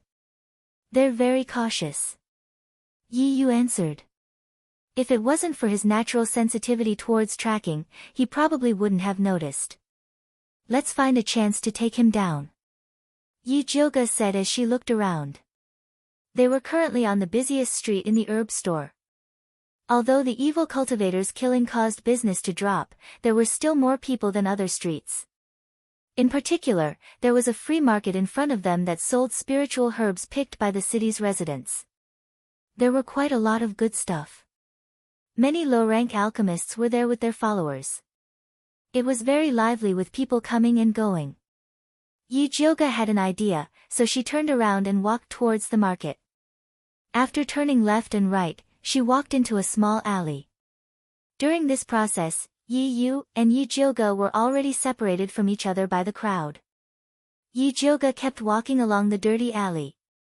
The further she went, the more secluded it became. At this time, she could feel someone following her. The aura was very well hidden. If she didn't look carefully, she wouldn't have noticed. When she reached a dead end filled with junk, she turned around and asked, "Friend, why don't you come out and have a good talk?" The person didn't make a sound. The alley was dead silent. Since you don't want to come out, don't blame me for being rude. Yi Jioge raised her finger and a purple lightning shot towards the pile of wood in the corner of the alley. A black figure sprang out from the pile of wood and ran out of the alley. Yi Yu was already prepared. He came out from the shadow and raised his hand to shoot 2 gray spiritual lights to force the black figure back. The black figure landed in front of Yi Jioge and revealed his face. It was a young man with a very unique appearance. It's you. Yi Jioge looked at the person's braided hair and black and red robe. He remembered that the person was a rank 2 alchemist. He was a prince from a remote country in the west. He seemed to be called Oh Yongsan.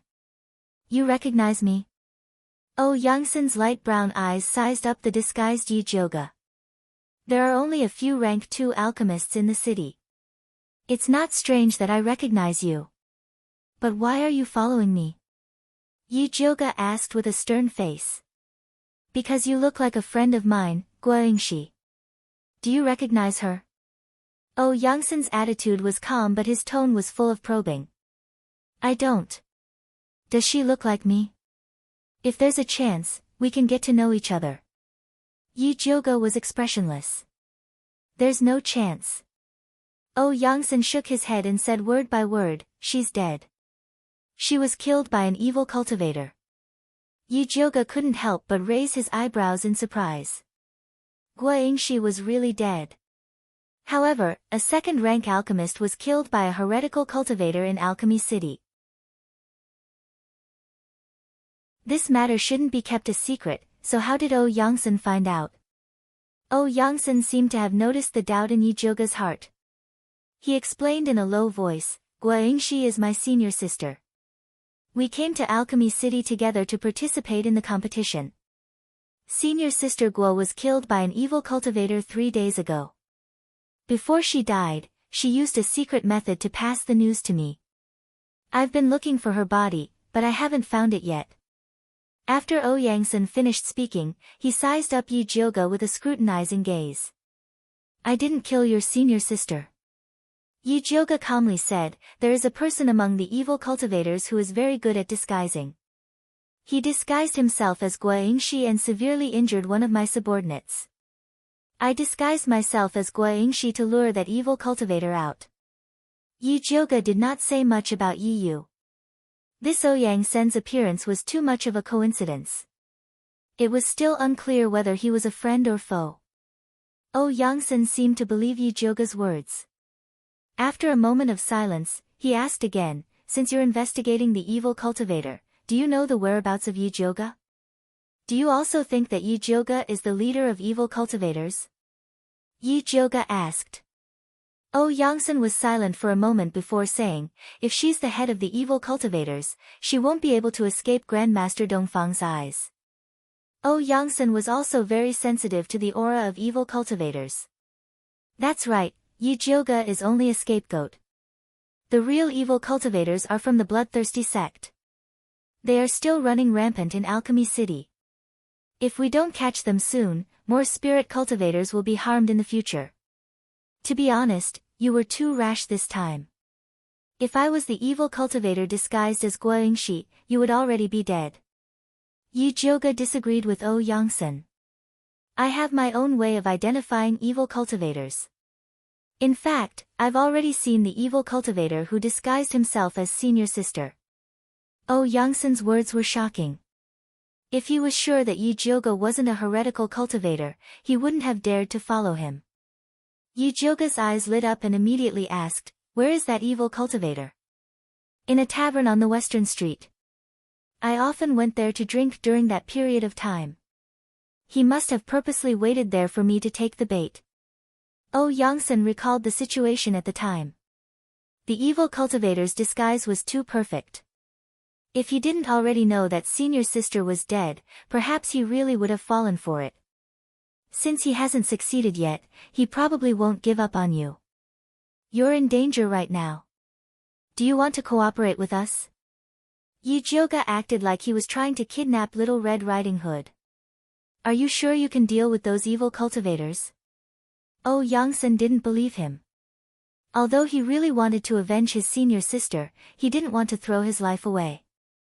Yi Jioge calmly said, you have no other choice. Of course she was confident in dealing with heretical cultivators. However, she and Oh Yangsen were still testing each other, so there was no need to tell him her trump card. Oh Yangsen's expression constantly changed. It was clear that he was struggling inside. He knew very well that he was being targeted by heretical cultivators. He would have to face them sooner or later. Senior sister Guo's cultivation was higher than his, but she still died in the hands of a heretical cultivator. Needless to say, he would die. Even so, he could not afford to easily believe that the two spiritualists in front of him were obviously in disguise. You don't have to make a decision in a hurry. This communication talisman is for you. If you need anything, let us know immediately. We'll rush over to save you. However, heretical cultivators have always been strange. It's better to take the initiative than to be attacked. Think about it carefully. Yi Jioge took out a communication talisman. This thing was expensive. She only got 3 of them. Even Yi Yu and Wan Xiang couldn't bear to give them to Yangsen. Thank you. Yangsen took the communication talisman. Needless to say, Yi Jioge's actions made him feel more at ease. He started to seriously consider the possibility of cooperation. I still have something to do. Excuse me. Yi Jioge said goodbye and left with Yi Yu.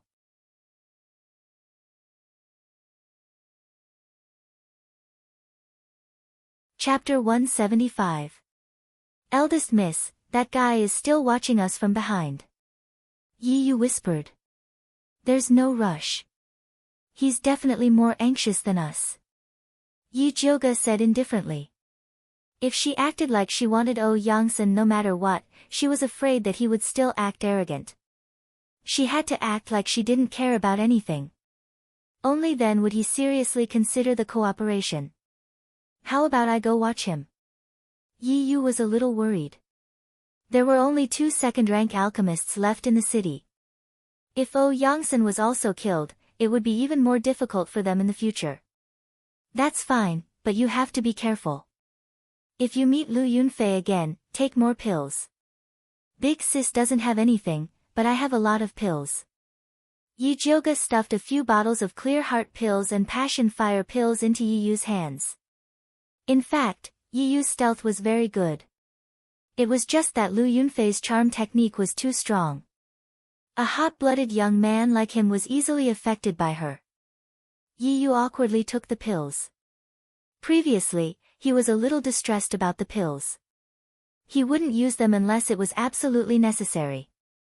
If he could take a few in advance, he wouldn't be so easily bewitched by Lu Yunfei's charm technique. After Yi Jioge and Yi Yu separated, they took a few more turns and changed their clothes again before returning to the stronghold. They found that Luo Tian and Juni Chen were already back. Eldest Miss, were you being followed? Luo Tian saw Yi Jioge change into a yellow dress and dressed like a naive young girl. He guessed that something must have happened. Yes, I was followed on the way. How about you guys? How's the mission? Yi Jioge asked. We went to the alchemy tower and only saw that martial artist, Xiong Yunhu. We didn't see that Yangsen. I heard that he went out for a drink. We also found news about Guoyingxi. I heard that after the competition, she left the alchemy tower to pick herbs in the mountains. She came back a while ago and went out again. Based on the time she came back, it should be to set up a trap for Yi Yu. Luo Tian explained his investigation in detail. That Xiong Yunhu looks like a bear, but he's very afraid of death. He cried and screamed for the people of Alchemy City to protect him. He even insisted on staying in Dongfang Yao's private residence. If they didn't let him, he would roll around shamelessly, sneered Juni Chen. There's such a thing. Yi Jioge's impression of Xiong Yunhu was that he looked mighty and extraordinary. He didn't look like a coward. That's true.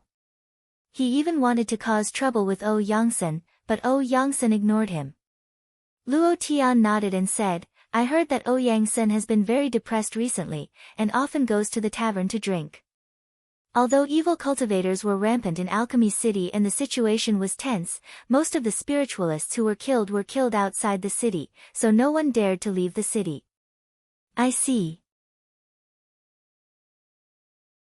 By the way, where is Bai Songling? Isn't she with you? Yi Jioge asked again. She planned to tell Bai Songling about Yangsen after she returned, lest she had to repeat it twice. He followed us to the medicine refinement tower for a spin, then said that he was going to look for Wan Xiang. Although Luo Tian hadn't seen Wan Xiang before, he had heard of him from his young mistress. It was said that Wan Xiang was more reliable than the blabbermouth Bai Songling. His cultivation was profound, and he was a strict person. Just as Luo Tian finished speaking, Bai Songling pushed open the door and walked in. Behind him was a dignified old man with white hair on his temples. Luo Tian and Jun Yichen looked at the unfamiliar old man with vigilance.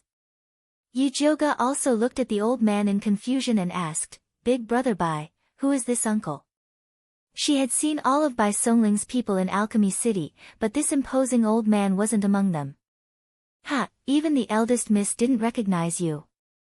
Wan Ziang, your disguise technique has improved." Bai Songling laughed and patted the old man's shoulder. The old man wiped his face with his hand, revealing a handsome face that seemed to have been carved by a knife. It was Wan Ziang. "Big brother Wan, why are you here?" Yi Jioge was pleasantly surprised. She thought that Wan Ziang was being watched too closely by the crown prince and couldn't come out. "I found a body double." Wan Ziang gave a simple explanation. He had been in the justice ministry for so long and learned many tricks from all walks of life. He didn't bother using them in the past, but he couldn't care less at this critical moment. Yi Jioge asked, "How is my little sister? Does she know about fifth concubine's death?" Yi Rui was now imprisoned in Alchemy City because of her. She didn't even get to see fifth concubine one last time, so she felt a bit guilty. "Fourth Miss Yi and your maids are under Li Zijuan's protection. They are currently safe, but I was afraid that she would be too excited to hear about her mother's death, so I hid it from her. On the other hand, your maid, Hua Dai, went missing some time ago. Li Zijuan's group found her corpse outside the city. Just like Gong Hengyu, she was skinned and had her blood sucked out. I saw her corpse and it didn't look like she had just died. It was more like she had been dead for a while." Wan Ziang spoke in a grave tone. Although his military power was taken away, Grandmaster Dongfang and Li Zijuan didn't restrict his movements and would notify him if anything happened.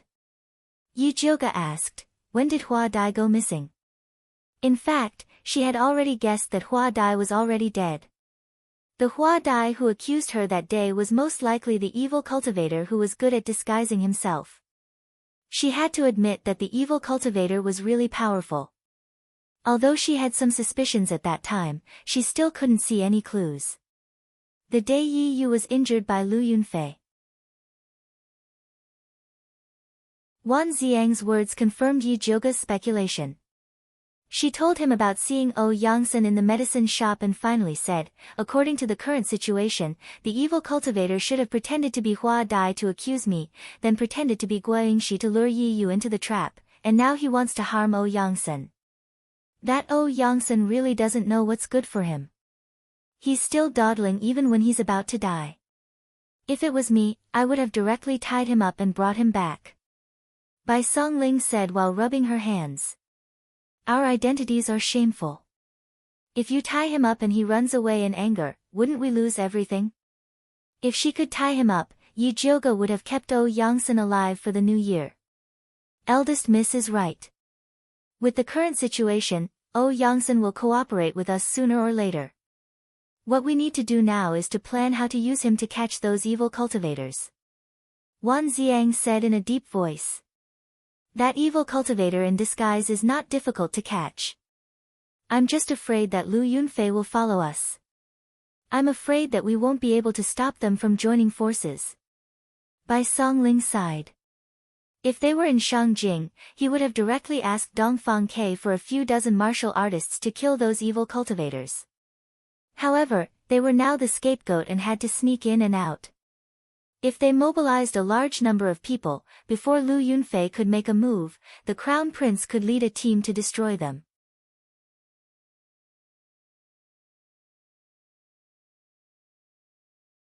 Chapter 176.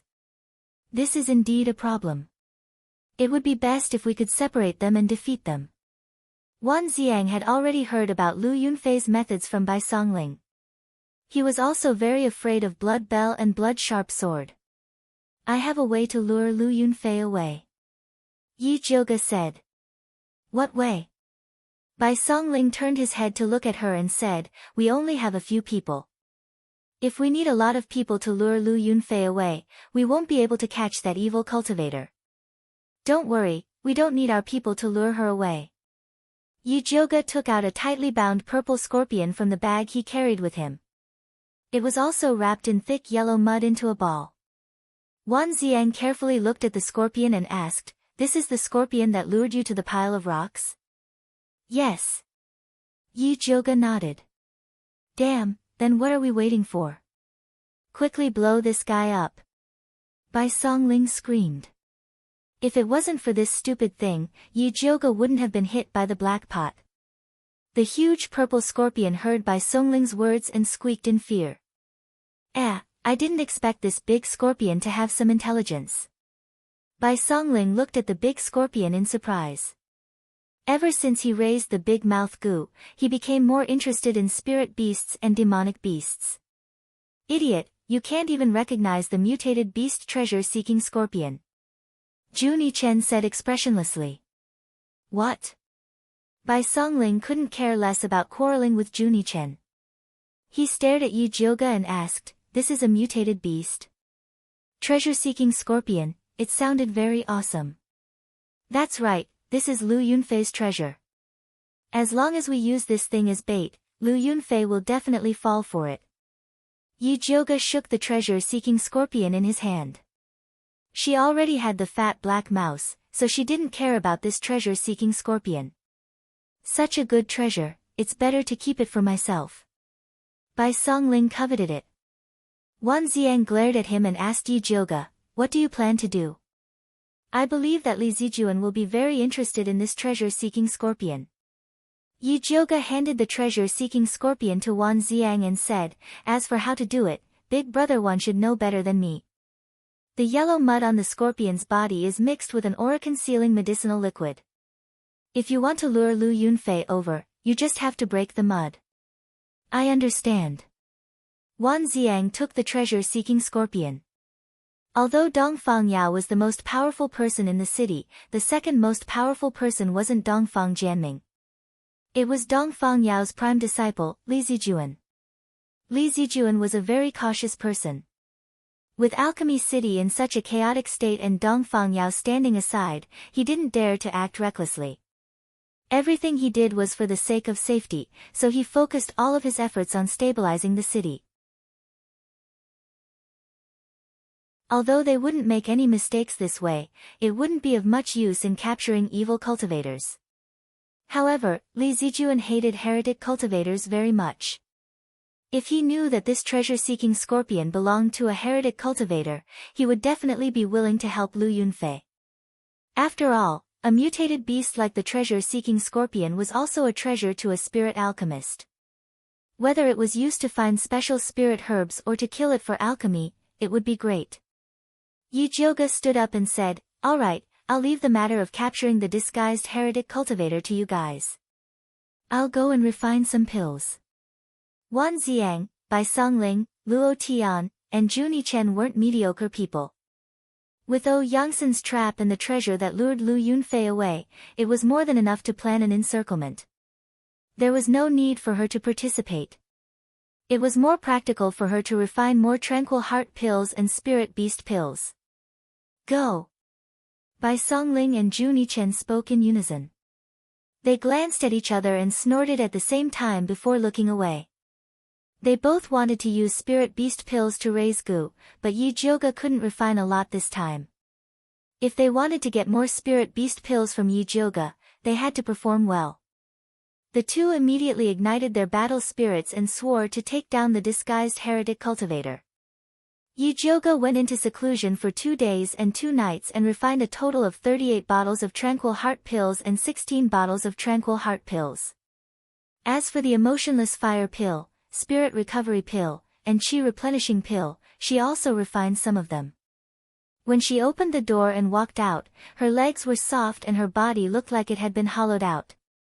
"Eldest miss, are you all right?" Luo Tian looked at the bruises under Yujioga's eyes. It was as if she had been punched twice. Even her snow-white skin couldn't hide her exhaustion. He sighed in his heart. He didn't expect that Yujioga, who looked so fairy-like and delicate, would be quite terrifying when she fought with all her might. If he followed such a talented and hard-working person, he wouldn't be any worse off in the future. I'm fine. How's Oh Youngsun? Yi Jioga felt that 2 days was enough for Oh Youngsun to think. If he still didn't agree, then he shouldn't blame her for using violence. Oh Youngsun already sent a message yesterday. He agreed to cooperate with us to lure the heretic cultivator. Luo Tian said. Then what do you plan to do? Is the plan ready? Yi Jioga had been busy refining pills for the past few days and didn't have time to participate in their discussion. It's all ready. We plan to let Oh Youngsun leave the city and pretend to escape. Then, we'll set up an ambush outside the city. Wan Xiang has also prepared everything. We're just waiting for you. Luo Tian said. Although Yi Jioga wasn't present when the plan was made, she was the most important spiritual leader of this small group. Without her, Bai Songling and Juni Chen would be able to turn the sky upside down. What about Yi Yu? He's with Oh Youngsun. Did he meet Lu Yunfei? Yi Jioga asked again. No. Recently, the city has been very strict. All the patrolling spiritualists are equipped with evil energy testing tools. She doesn't dare to act rashly. Luo Tian shook his head. Give this bottle of pills to Oh Youngsun. We'll move tomorrow. Yi Jioga took out a bottle of clear heart pills. Although Oh Youngsun didn't lack pills as a spirit alchemist, they wouldn't be as powerful as the ones she refined. Eldest miss, how many bottles of spirit beast pills have you refined? Luo Tian embarrassedly asked. Not many. Yi Jioga didn't want Juni Chen and Bai Songling to know about her stock. She didn't want them to chase after her like a debt collector. Oh. Luo Tian couldn't hide the disappointment on her face. His lil, red was about to advance. If it could eat some spirit beast pills, it would be less painful. I'll give 1 bottle to each of you. Yi Jioga took out 4 bottles and gave them to Luo Tian. Help me distribute them to them. Don't forget to record it down. 1 bottle costs 100 silver coins. Yi Jioga wasn't a nouveau riche. During this time, she had spent a lot of money on alchemy. She couldn't act like she used to. 100 silver coins per bottle was already the cost price. After all, she used the best ingredients. If she sold them to others, she would definitely double the price.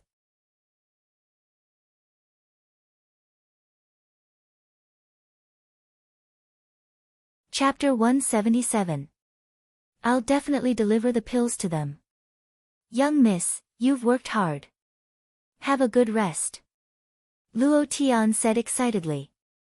I'm going to sleep. Don't disturb me unless the sky falls down. Yi Jioga's legs were weak and her body was weak. She floated back to her room and fell asleep as soon as her head touched the bed. It was already noon the next day when she woke up. She was so hungry that she had to get up to look for food. Fortunately, Luo Tian was a careful person. He had been cooking congee in the kitchen and immediately brought it up when she woke up. He didn't forget to add 2 spicy and sour side dishes. Yi Jioga didn't care about being reserved and gulped down 2 bowls of congee. Only then did she have the strength to speak. Where are the others? Bai Songling and the young master have left the city to make arrangements. Yi Yu is still with Oh Youngsun. They'll leave the city tonight when the gates are about to close. Luo Tian put away the bowls and chopsticks. Bai Songling originally wanted to stay with Yi Jioga, but after Juni Chen's provocation, she left with him. The two had already agreed to compete to see who would fall into the trap first. Then let's go now. Yi Jioga stood up. Setting up a trap was an important task. She couldn't leave it to Juni Chen and Bai Songling, these 2 unreliable enemies. After Yi Jioga and Luo Tian left the city, Luo Tian released Lil, Red. The once big-bellied Lil, Red had changed into a new appearance. His 2 small eyes were full of vigor. They were no longer long, but round and fat. He looked very rich, like a chafer. The 2 cicada wings on its back had become very strong. dragging 2 more scorpions wouldn't be a problem anymore. Go find the young master. Luo Tian ordered Lil Red. It immediately flapped its wings and flew forward. Yi Jioge and Luo Tian quickly followed behind Little Red. The two ran for almost 4 hours before arriving in front of a hidden cave. The cave was overgrown with weeds and a short crooked tree. It was hard to notice if one didn't look carefully. Yi Jioge and Luo Tian didn't go in immediately.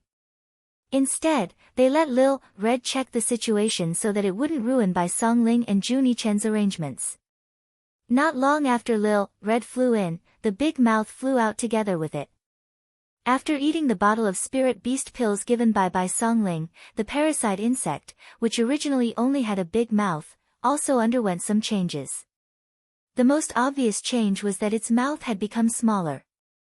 It had a delicate head, a pure white body, and a pair of faintly glowing wings. It looked quite elegant, but no one knew what special use it would have. The 2 goo worms circled around in front of Luo Tian and landed on his shoulders. "Eldest miss, you can go in now," Luo Tian said to Yi Jioge. Yi Jioge followed Luo Tian into the cave. The entrance was a long and narrow path. After turning a corner, it was a completely different world. The cavern was very spacious, and there were a few openings on the walls. He had no idea where they led to. After Big Mouth flew to one of the caves, Bai Songling popped her head out and greeted Yi Jioge, "Miss, you're here." Juni Chen also emerged from another hole and looked at Yi Jioge with a reserved expression. "How's your setup?" Yi Jioge looked left and right but didn't see any clues. "Almost done, I guarantee that the bloodthirsty sect's evil cultivators won't be able to return," Bai Songling said proudly. "With me around, I guarantee that the bloodthirsty sect's evil cultivators won't be able to survive," Juni Chen rushed to say. "So confident?" Yi Jioge opened his spiritual eye and searched around carefully. He immediately felt a little numb. He saw that the bottom of the ordinary gray wall was actually filled with black dots. Needless to say, it must be Juni Chen's masterpiece. After this guy recovered his strength, not only could he control goo, he could also summon poisonous insects and snakes. Other than these densely packed poisonous insects and snakes, Bai Songling also set up many traps. If the evil cultivators really chased them here, they would definitely see ghosts immediately. "Eldest miss, it's clean here. Come up and guard with me." Bai Songling waved to Yi Jioge. "No need, I'll wait outside to ambush." As a reserved lady, Yi Jioge really didn't want these long creatures to stay in the same space. "All right then." Bai Songling was a little disappointed that no one appreciated her magnificent feat. Juni Chen didn't have any objections. After all, with Luo Tian accompanying her outside, it was no different from him accompanying her alone. Yi Jioge and Luo Tian left the cave. After restoring the weeds and trees in front of them, they each found a place to squat down. Night fell quickly.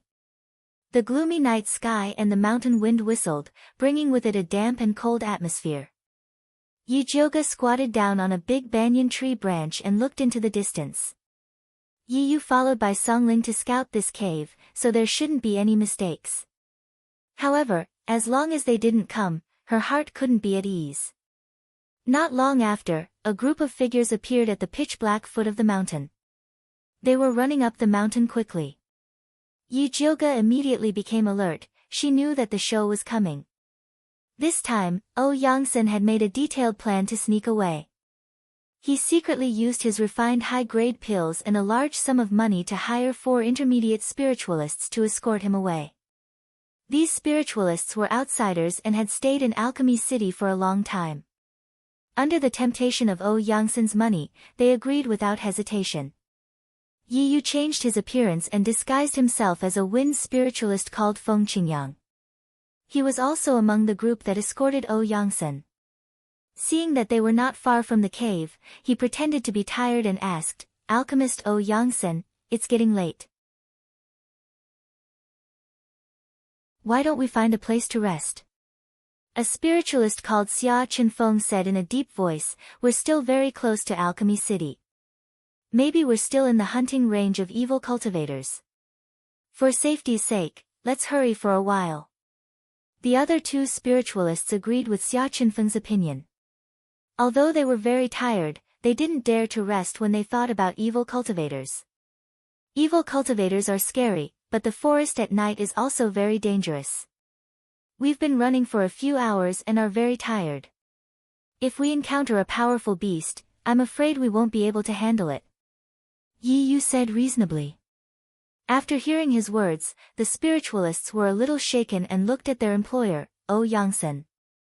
Yangsen pretended to hesitate for a moment before he said to Yi Yu, "Feng Qingyang, you're a wind spiritualist, so you're the fastest. Why don't you scout ahead and see if there's a suitable place to rest?" "Yes." Yi Yu nodded and ran up the mountain like the wind. Once he was out of the sight of Yangsen and the other spiritualists, he quickly ran to the vicinity of the cave. "Yi Yu, over here." Yi Jioga waved at Yi Yu from under the banyan tree. Yi Yu took a few steps and arrived next to Yi Jioga. "Are Bai Songling and the others ready?" "I'll bring Yangsen over in a moment." "Are they ready? Did the disguised evil cultivator follow us?" Yi Jioga asked. "I'm not sure, but Yangsen hired 3 spiritualists to escort him. I suspect that one of them is a disguised evil cultivator," Yi Yu said in a deep voice.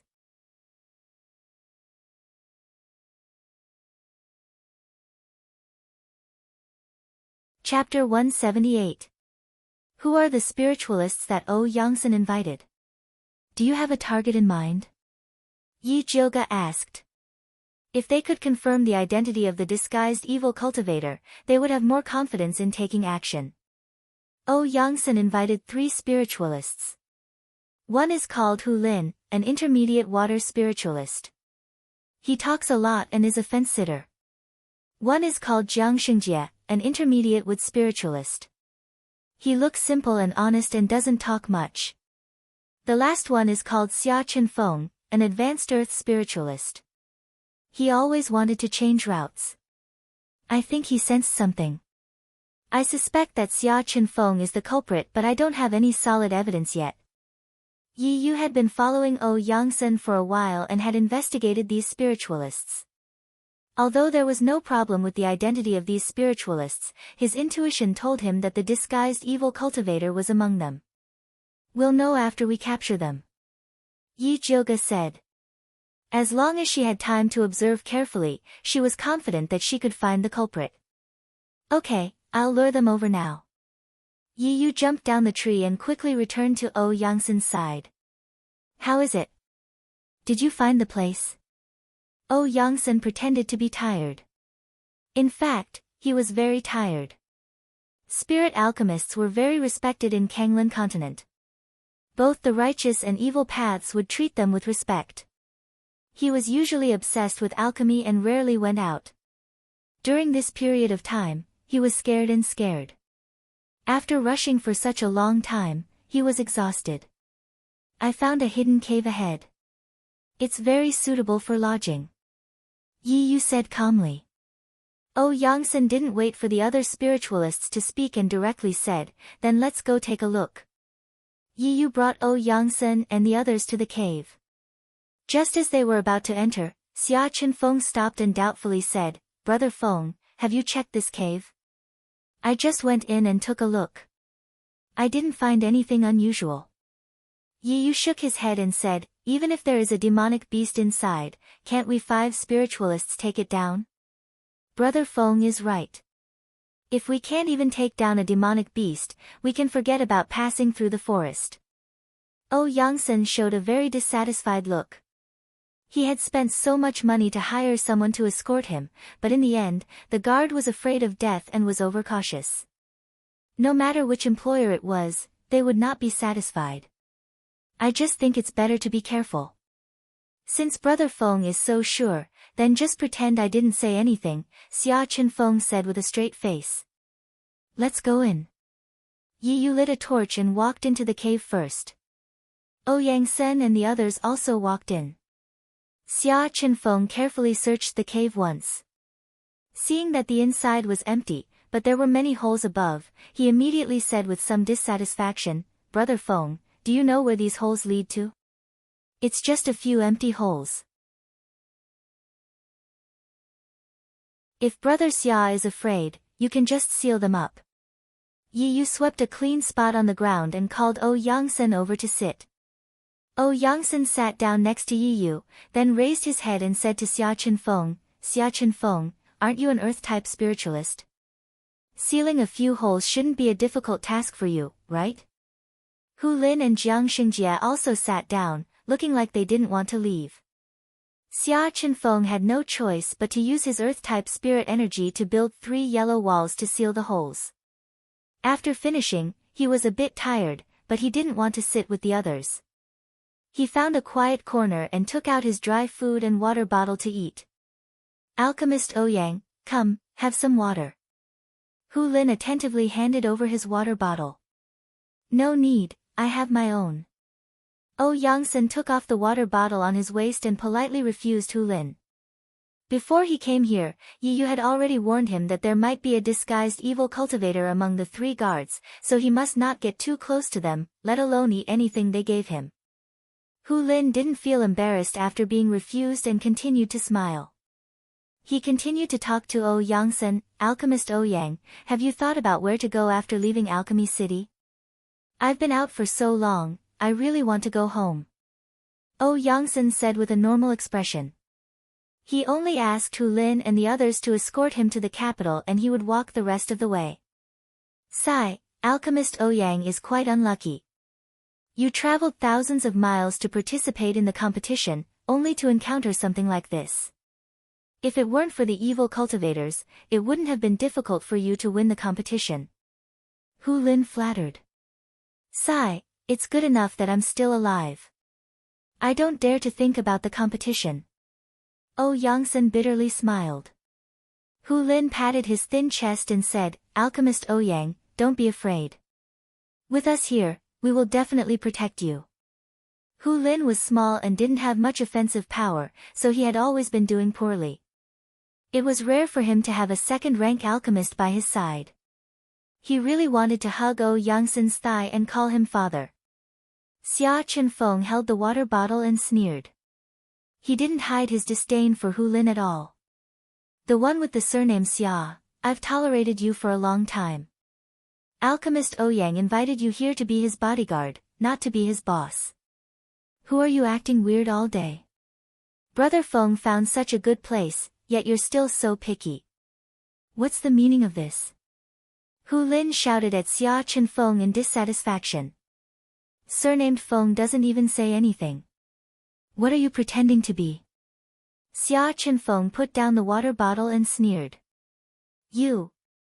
Hu Lin was so angry that he was trembling. However, Xia Qinfeng was a small realm higher than him, so he was no match for him. Hu Lin looked at Yi Yu, wanting to find help. However, he saw that Yi Yu was resting with his eyes closed, as if he didn't want to cause trouble. "Coward!" Hu Lin scolded in his heart and went to win over Jiang Xingjie. "Brother Jiang, don't always look like a taciturn gourd. Otherwise, you won't even know when people come knocking." Hearing this, Jiang Xingjie just laughed and continued to collect firewood. Soon, he set up a bonfire rack. It was humid deep in the mountains at night, and it got colder as the night went on. Not only could a bonfire drive away the cold, it could also drive away wild beasts. Therefore, the others were happy to see him start a fire. Seeing that 1 or 2 people ignored him, Hu Lin felt that there was no point in it, so he obediently shut up. Although Yi Yu was resting with his eyes closed, his ears were eavesdropping on the movements around him. Originally, he had some doubts about Xia Qinfeng. However, with Hu Lin trying to sow discord, he couldn't make up his mind. At this time, Jiang Xingjie's bonfire was already built. He took out a flint from his bag and knocked out a string of sparks, successfully igniting the bonfire. The moment the warm bonfire was lit, a strange pungent smell and smoke filled the air. Yi Yu suddenly opened his eyes, but found that his body was weak and he couldn't move.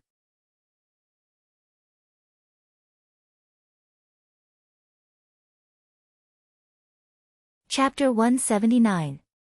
Yi Yu's body was numb, and his head was dizzy. He felt a sharp pain in his arm. Black Tyrant, who was hiding under his sleeve, bit through his skin and began to take the poison. The others weren't so lucky. Hu Lin's eyes rolled back and he fell to the ground. Xia Chenfeng was furious, but he also couldn't resist. Yangsen was a bit better and still had the strength to point at Jiang Xingjie, who was squatting by the fire, and scolded, "Who are you? Why are you plotting against us?" "Ha, who do you think I am?"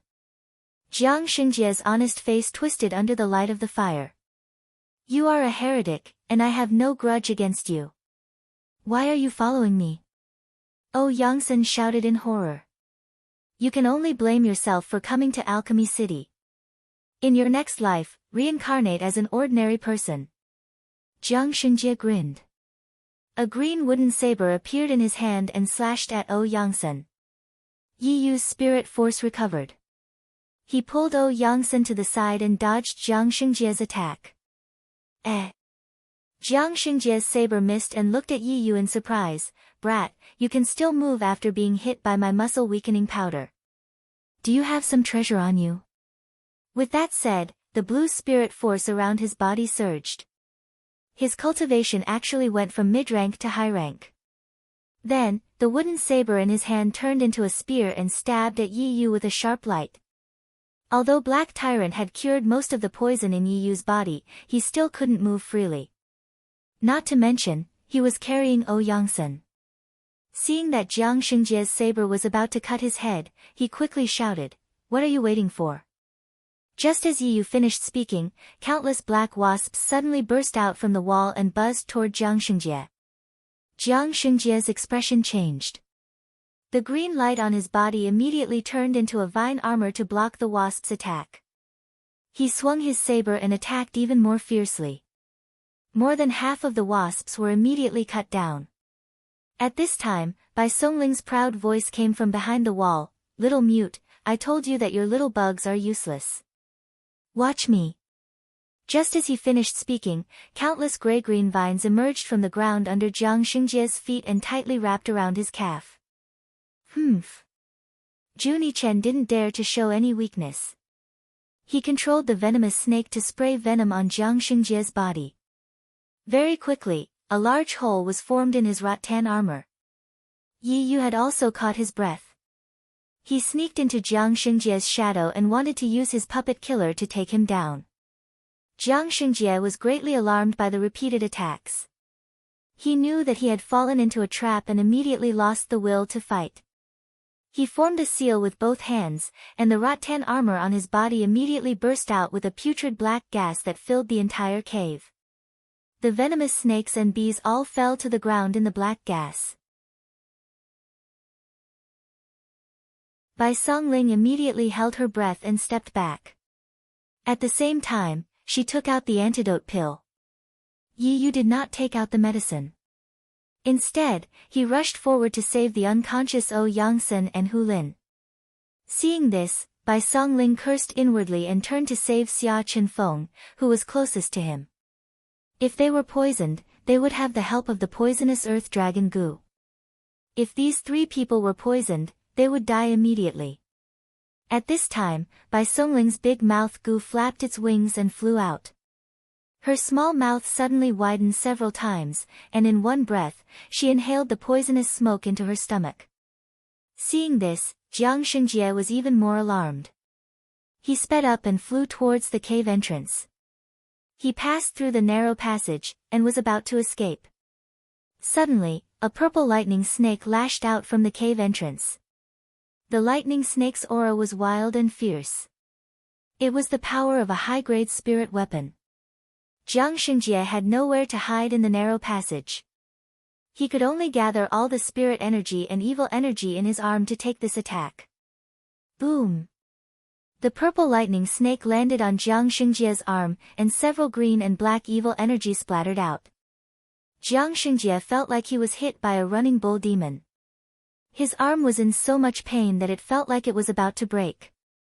His internal organs were also seriously injured. He opened his mouth and vomited blood. His body could not help but fly back into the cave.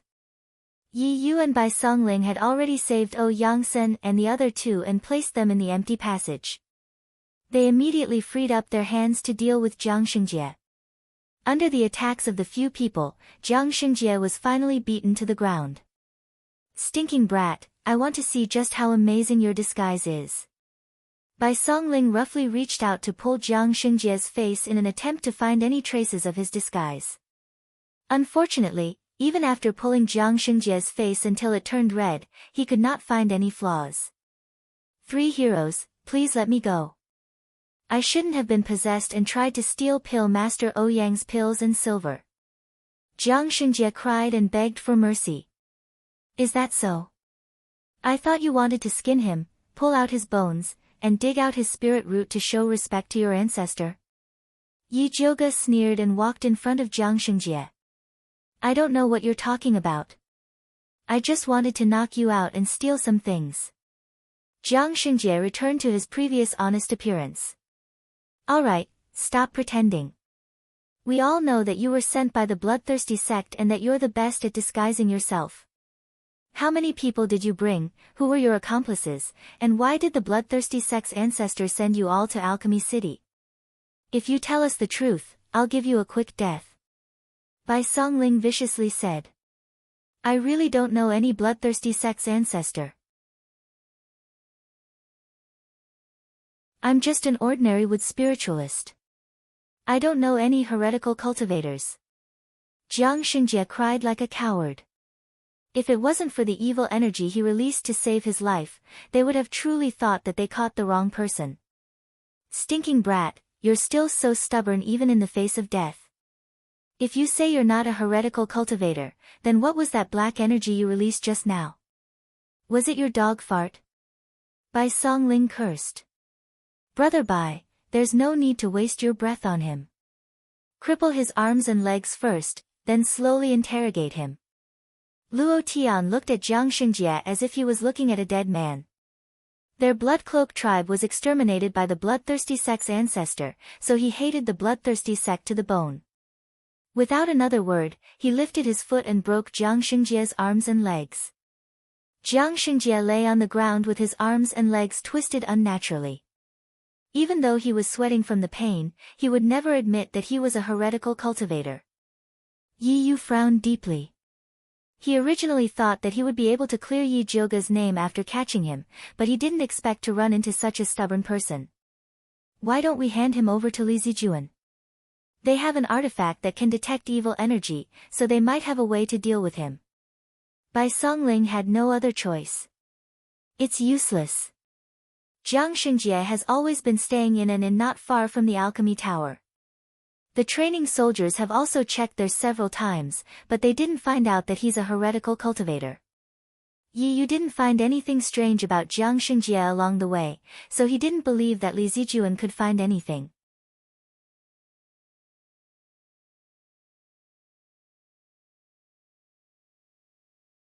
Chapter 180.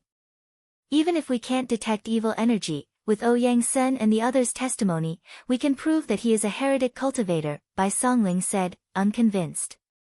If he insists that he was possessed and wanted to rob us, Li Zijuan will at most lock him up. We won't be able to achieve our goal. Yi Yu shook his head.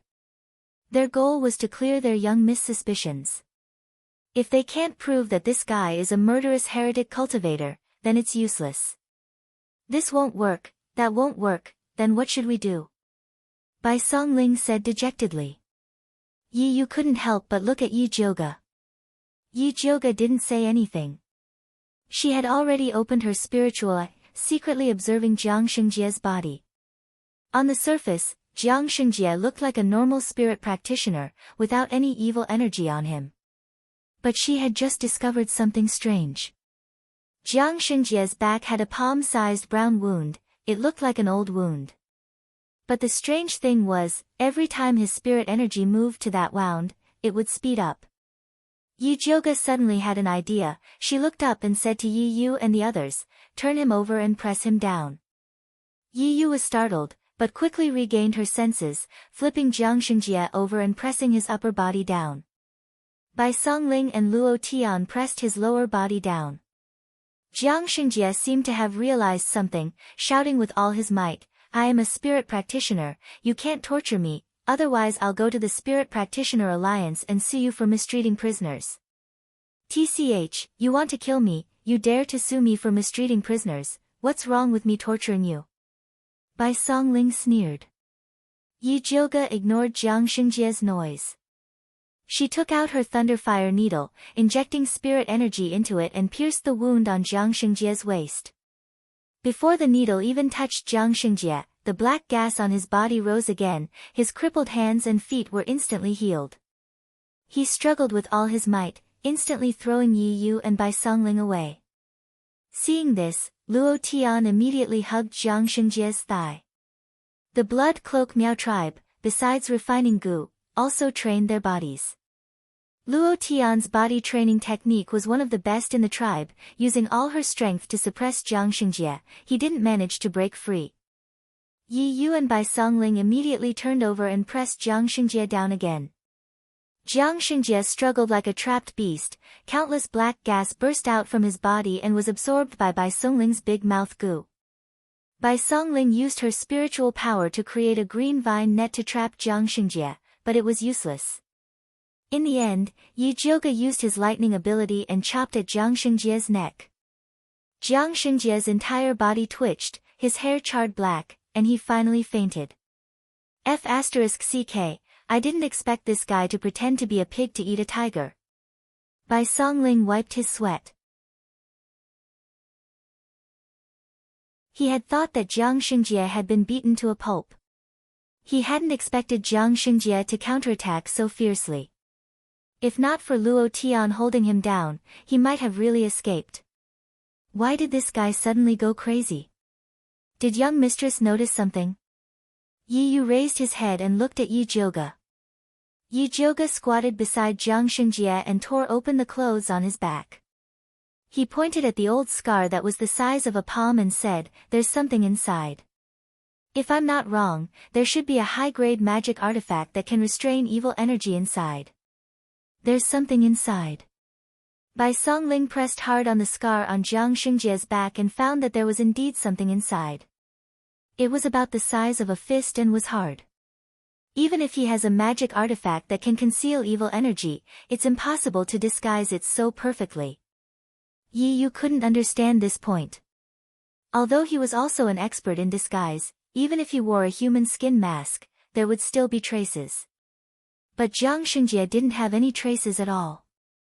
I remember that water and wood dual attribute spiritualists can practice a technique called flesh regrowth technique.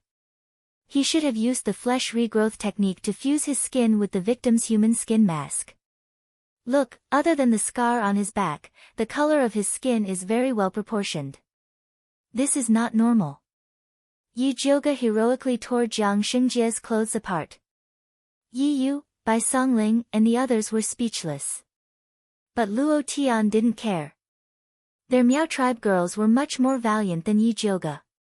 Taking off a man's clothes was really nothing. He carefully observed Jiang Xingjie's exposed naked skin and found that it was well proportioned as if it had been dyed. Although spiritualists weren't afraid of heat or cold, the exposed skin outside the clothes was always a little different from other parts of the body. Especially the huge difference between men's skin, it was really strange.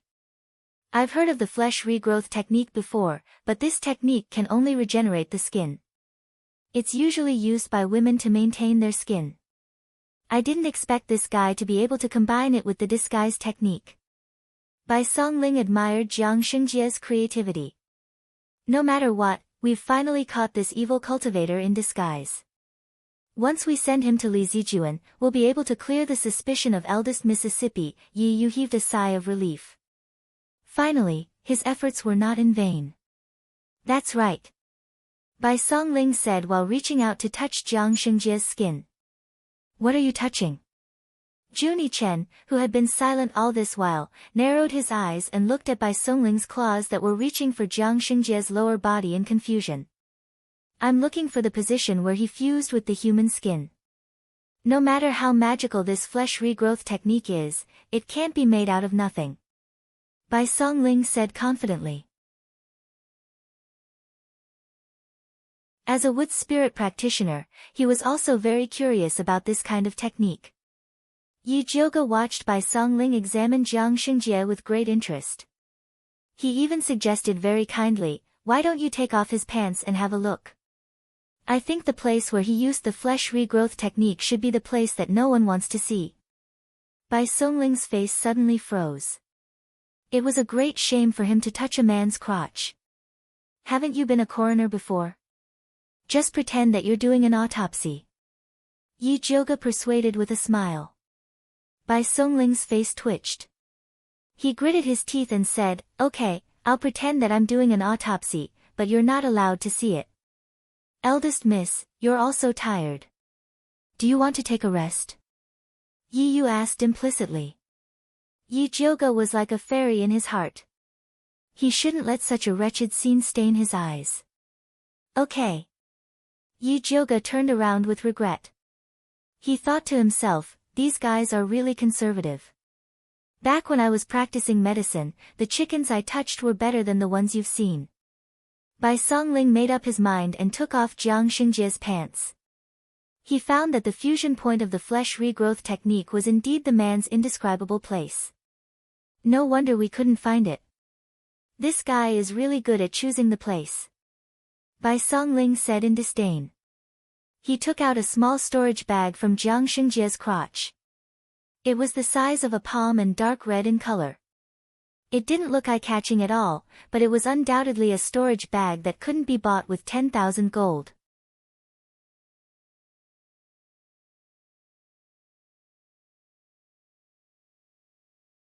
Chapter 181.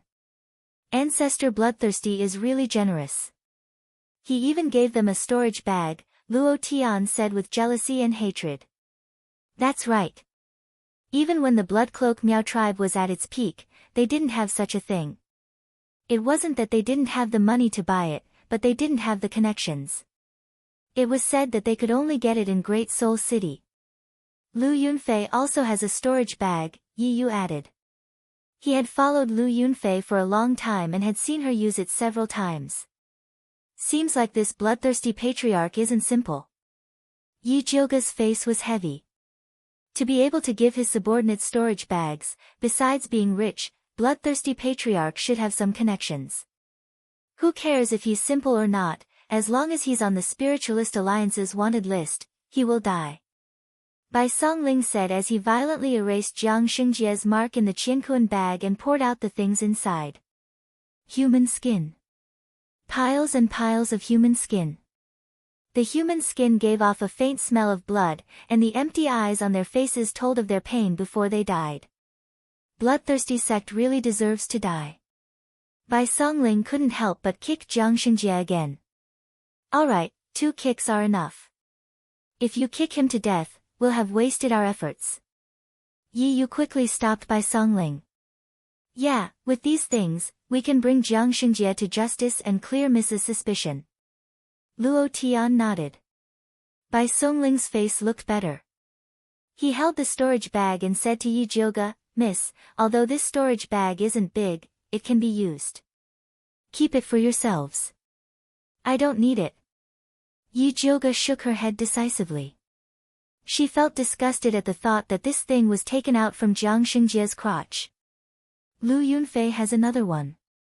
Yi Yu also felt that it wasn't appropriate for Yi Jiuge to use this thing. It was better to take Lu Yunfei's. Alright, then leave it with me first. We'll discuss how to deal with this storage bag later. Bai Songling put the storage bag away. Get O Yangsen and the others down first. Yi Jiuge said. They were important witnesses. He was still a criminal, so it wasn't appropriate for him to show his face. Only O Yangsen and the others could clear his name. Yi Yu brought O Yangsen, Xia Chenfeng, and Hu Lin down. 3 antidote pills woke them up. Don't kill me, don't kill me. Hu Lin screamed as soon as he opened his eyes. Brother Hu, calm down. We've already caught that heretic cultivator. Yi Yu hurriedly held him back. What evil cultivator? Are you saying that Jiang Xingjie is an evil cultivator? Hu Lin was confused. He had fainted earlier, so he didn't see Jiang Xingjie's true form. Yeah. Just as Yi Yu finished speaking, O Yangsen and Xia Qinfeng woke up as well. Has the heretic been caught? O Yangsen asked Yi Yu excitedly. Yes. Yi Yu nodded. What the hell is going on? Xia Qinfeng frowned. He kept having the feeling that this fellow surnamed Feng and O Yangsen seemed to be hiding something from him. Brother Xia, is this how you treat your savior? Although Xia Qinfeng's suspicions had been cleared, Yi Yu still did not have a good impression of him. Humph, my savior. Xia Qinfeng's eyes swept over by Songling and the others as he sneered, I think they're playing us like monkeys. Obviously, he had already seen that Yi Yu was using O Yangsen to lure the heretic cultivator. Heretic cultivators are treacherous and everyone has the right to punish them. Brother Xia, you don't have to be so calculative. When we send this heretic cultivator to Medicine Master Dongfang, we will not forget your contribution. Yi Jiuge tried to smooth things over. You really want to give us a contribution? Hu Lin was originally prepared to make a scene after hearing Xia Qinfeng's words, but when he heard this, he immediately changed his expression. Of course. If it weren't for your help, how could we have possibly caught this vicious criminal? Yi Jiuge said in an awe-inspiring manner as if he was serious. Her most important goal was to clear her name, so there was no harm in giving the credit to Xia Qinfeng and the others. Anyway, there were still Lu Yunfei and Su Junqing, the two big heads. Catching them would be the biggest contribution. Humph. Xia Qinfeng snorted coldly and finally stopped making a scene. This guy killed my senior sister. I want him to have a taste of living hell. O Yangsen stared fiercely at the unconscious Jiang Xingjie and pounced on him, wanting to vent his anger by beating him up. Brother O Yangsen, calm down. Yi Yu hurriedly stopped him. O Yangsen's fist had already landed on Jiang Xingjie's body. However, the moment he punched him, he noticed that something was wrong. The cold touch was like that of a dead person's. O Yangsen stretched out his hand to feel Jiang Xingjie's breath and immediately cried out, how did he die? What? Bai Songling hurriedly pushed O Yangsen away and crouched down to feel Jiang Xingjie's pulse. He really was dead. It wasn't me. I only punched him once. I didn't use any strength at all. O Yangsen hurriedly shook his head. He committed suicide. Yi Jiuge glanced at him and saw that Jiang Xingjie had died by severing his own meridians. What a miscalculation, thinking that everything would be fine after he fainted. He didn't think that he could commit suicide. This was troublesome. Even if he's dead, he's still an evil cultivator. Dragging him to Alchemy City will still be useful. Bai Songling stood up with a dark expression and said, let's not waste any more time. Let's hurry back. It was already late at night. If they rushed back at night, they would arrive at Alchemy City at daybreak. Let's go now. Hu Lin's fighting spirit was high. It would be a waste not to take such a free merit. Xia Qinfeng and O Yangsen also felt that staying here was fraught with trouble, so they nodded in agreement. Yi Jiuge's group then carried Jiang Xingjie's body towards Alchemy City. Along the way, Juni Chen used his poisonous snakes and bees to open a path. No demonic beasts came to disturb them, so the group smoothly arrived at Alchemy City. At this time, the sky was already bright. Alchemy City had already opened its gates to check the people entering and leaving. The guards saw Yi Jiuge's group covered in dust and carrying a black bag, so they immediately became vigilant. Stop, what's inside? One of the guards raised his spear and pointed it at Bai Songling, who was standing at the front.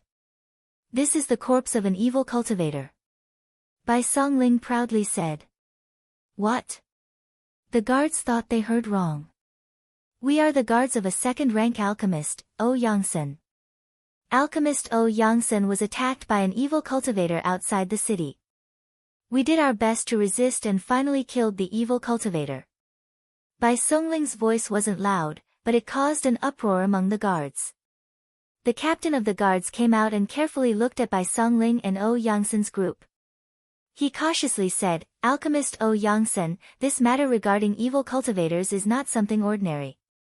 I can't make this decision alone. Please wait for a moment, I'll go ask my superior." With that, the captain had the other guards protect Oh Yangsen's group while he hurriedly ran towards the alchemy tower. "Xiao Bai, you're making such a big deal, what if something goes wrong?" Yi Yu whispered in disapproval. "You know how famous the young miss is right now. If we don't make a big deal out of it, how can we clear her name?" Bai Songling was very thoughtful.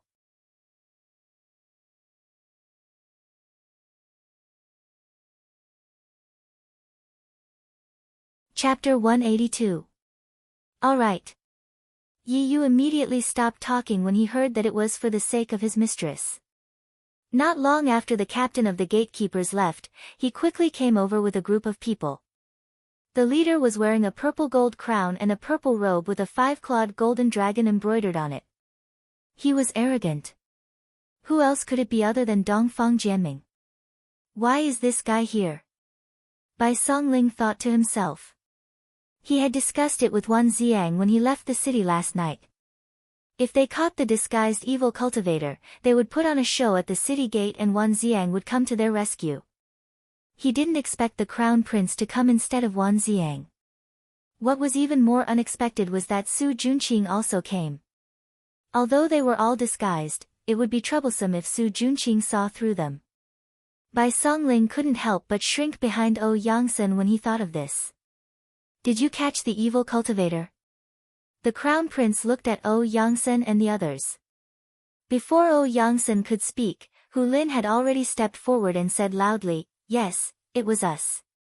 When he was at the city gate just now, he wanted to take the black cloth bag containing Jiang Xingjie's body to show his heroic nature. Unfortunately, no one agreed. Oh Yangsen and Xia Chunfeng weren't on his side, so he could only give up. This time, he finally found a chance to be in the limelight. "Who are you?" The crown prince glanced at the short Hu Lin, who didn't even reach his chest. He didn't believe that this weak guy could catch the evil cultivator. "I'm Alchemist Ouyang's guard, Hu Lin." Hu Lin said loudly. "Alchemist Ouyang, didn't I tell you to wait for news in the medicine refinement building and not to go out at will? Why did you sneak out of the city?" The crown prince asked unkindly. "I'm not a criminal. I can leave the city whenever I want. It has nothing to do with your highness." Oh Yangsen replied with an unkind expression. He was also a highly respected prince in his own country, so he didn't put the crown prince in his eyes. The crown prince was about to fly into a rage, but he was stopped by Su Junqing. Su Junqing's eyes glanced at the black cloth bag that Bai Songling and the others were carrying. His expression was calm, but his heart was in turmoil.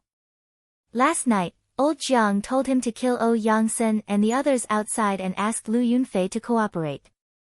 Unexpectedly, not long after Old Jiang left, Lu Yunfei suddenly seemed to be possessed and wanted to go to a place to deal with private matters. At that time, he already felt that something was wrong. He didn't expect that something would really happen. Old Jiang was dead, and Lu Yunfei had yet to return. Things were not looking good. He had to think of a way to get rid of this group of people. Yi Jiuge stood at the end of the line, secretly sizing up Su Junqing's expression. Seeing the bewilderment and even madness in his eyes, Yi Jiuge was a little worried that this guy would do something. Sure enough, Su Junqing suddenly asked Oh Yangsen, "Is the evil cultivator you killed Yi Jiuge?" Yi Jiuge was crowned with a dead name. He really wanted to go up and slap Su Junqing twice. When Luo Tian, Yi Yu, Bai Songling, and Juni Chen heard Su Junqing's words, they were enraged as well.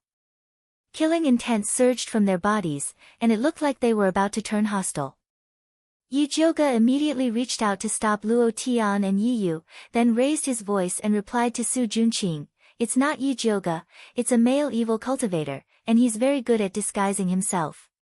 After that, he pressed Bai Songling down and signaled with his eyes that the overall situation was more important. Su Junqing glanced at Yi Jioge and the others with suspicion. Yi Jioge's current appearance was that of an ordinary youth, so he immediately pretended to be timid and avoided Su Junqing's gaze. Yi Yu coldly poked Oh Yongsan. Oh Yongsan immediately understood his meaning, so he took a step forward and said, "Your Highness, I'm sorry, but I'm in a hurry to find Grandmaster Dongfang with the evil cultivator's corpse." "Excuse me. Wait." Su Junqing stopped Oh Yongsan, then said to the Crown Prince in a righteous manner, "Your Highness, Alchemy City has offered a reward of 1,000 gold taels for capturing evil cultivators.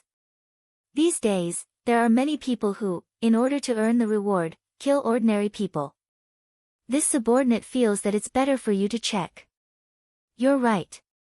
The Crown Prince nodded, then said to Oh Yongsan, "Bring that evil cultivator's corpse over, this prince wants to check it personally." "Your Royal Highness, we risked our lives to kill this evil cultivator. I'm afraid it's inappropriate for you to take the corpse away with just a few words." Bai Songling had no choice but to lower his voice and pretend to be angry. "That's right." Hu Lin quickly stood beside Ouyang Sen, raised his head and said, "Our alchemist Ouyang is a rank 2 alchemist, how could he be greedy for this bounty? He could not bear to see the evil cultivators harming people, so he brought us to capture the evil cultivators. Your Highness the Crown Prince has gone too far. Brother Hu is right." Bai Songling really wanted to give Hu Lin a thumbs up. Before, he looked down on Hu Lin's ingratiating and unreasonable personality, but he didn't think that it would be a sharp weapon against the Crown Prince. The Crown Prince's face was gloomy. If it was before, he would not offend a rank 2 pill master in public. But ever since Su Junqing used the evil cultivator to help him kill Yi Jioge, he had been tied to Su Junqing. For his own great cause, he must protect these evil cultivators. Thinking of this, the Crown Prince immediately raised his voice to Oh Yongsan, "Pill Master Oh misunderstood, I have no intention of targeting you.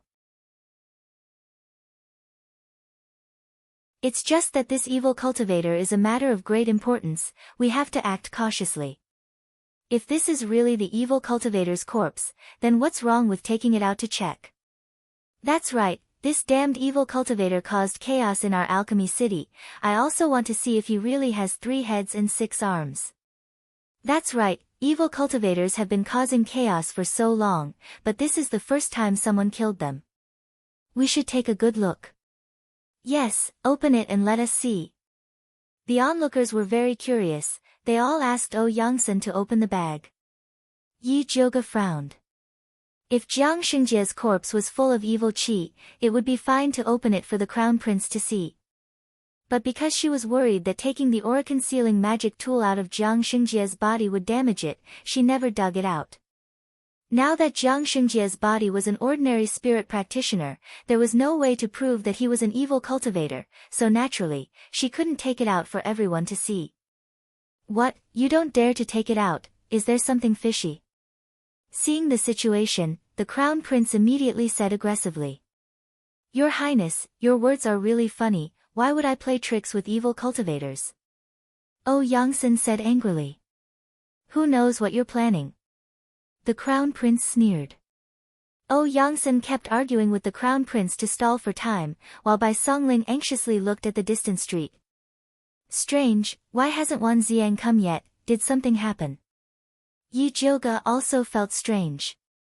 Could it be that he set up a trap for Lu Yunfei last night and was injured by her instead? While everyone was in a deadlock, another group of people came from the direction of the alchemy tower. Yi Jioge thought that it was Wan Ziang, so he looked up and his heart immediately sank. How could it be him?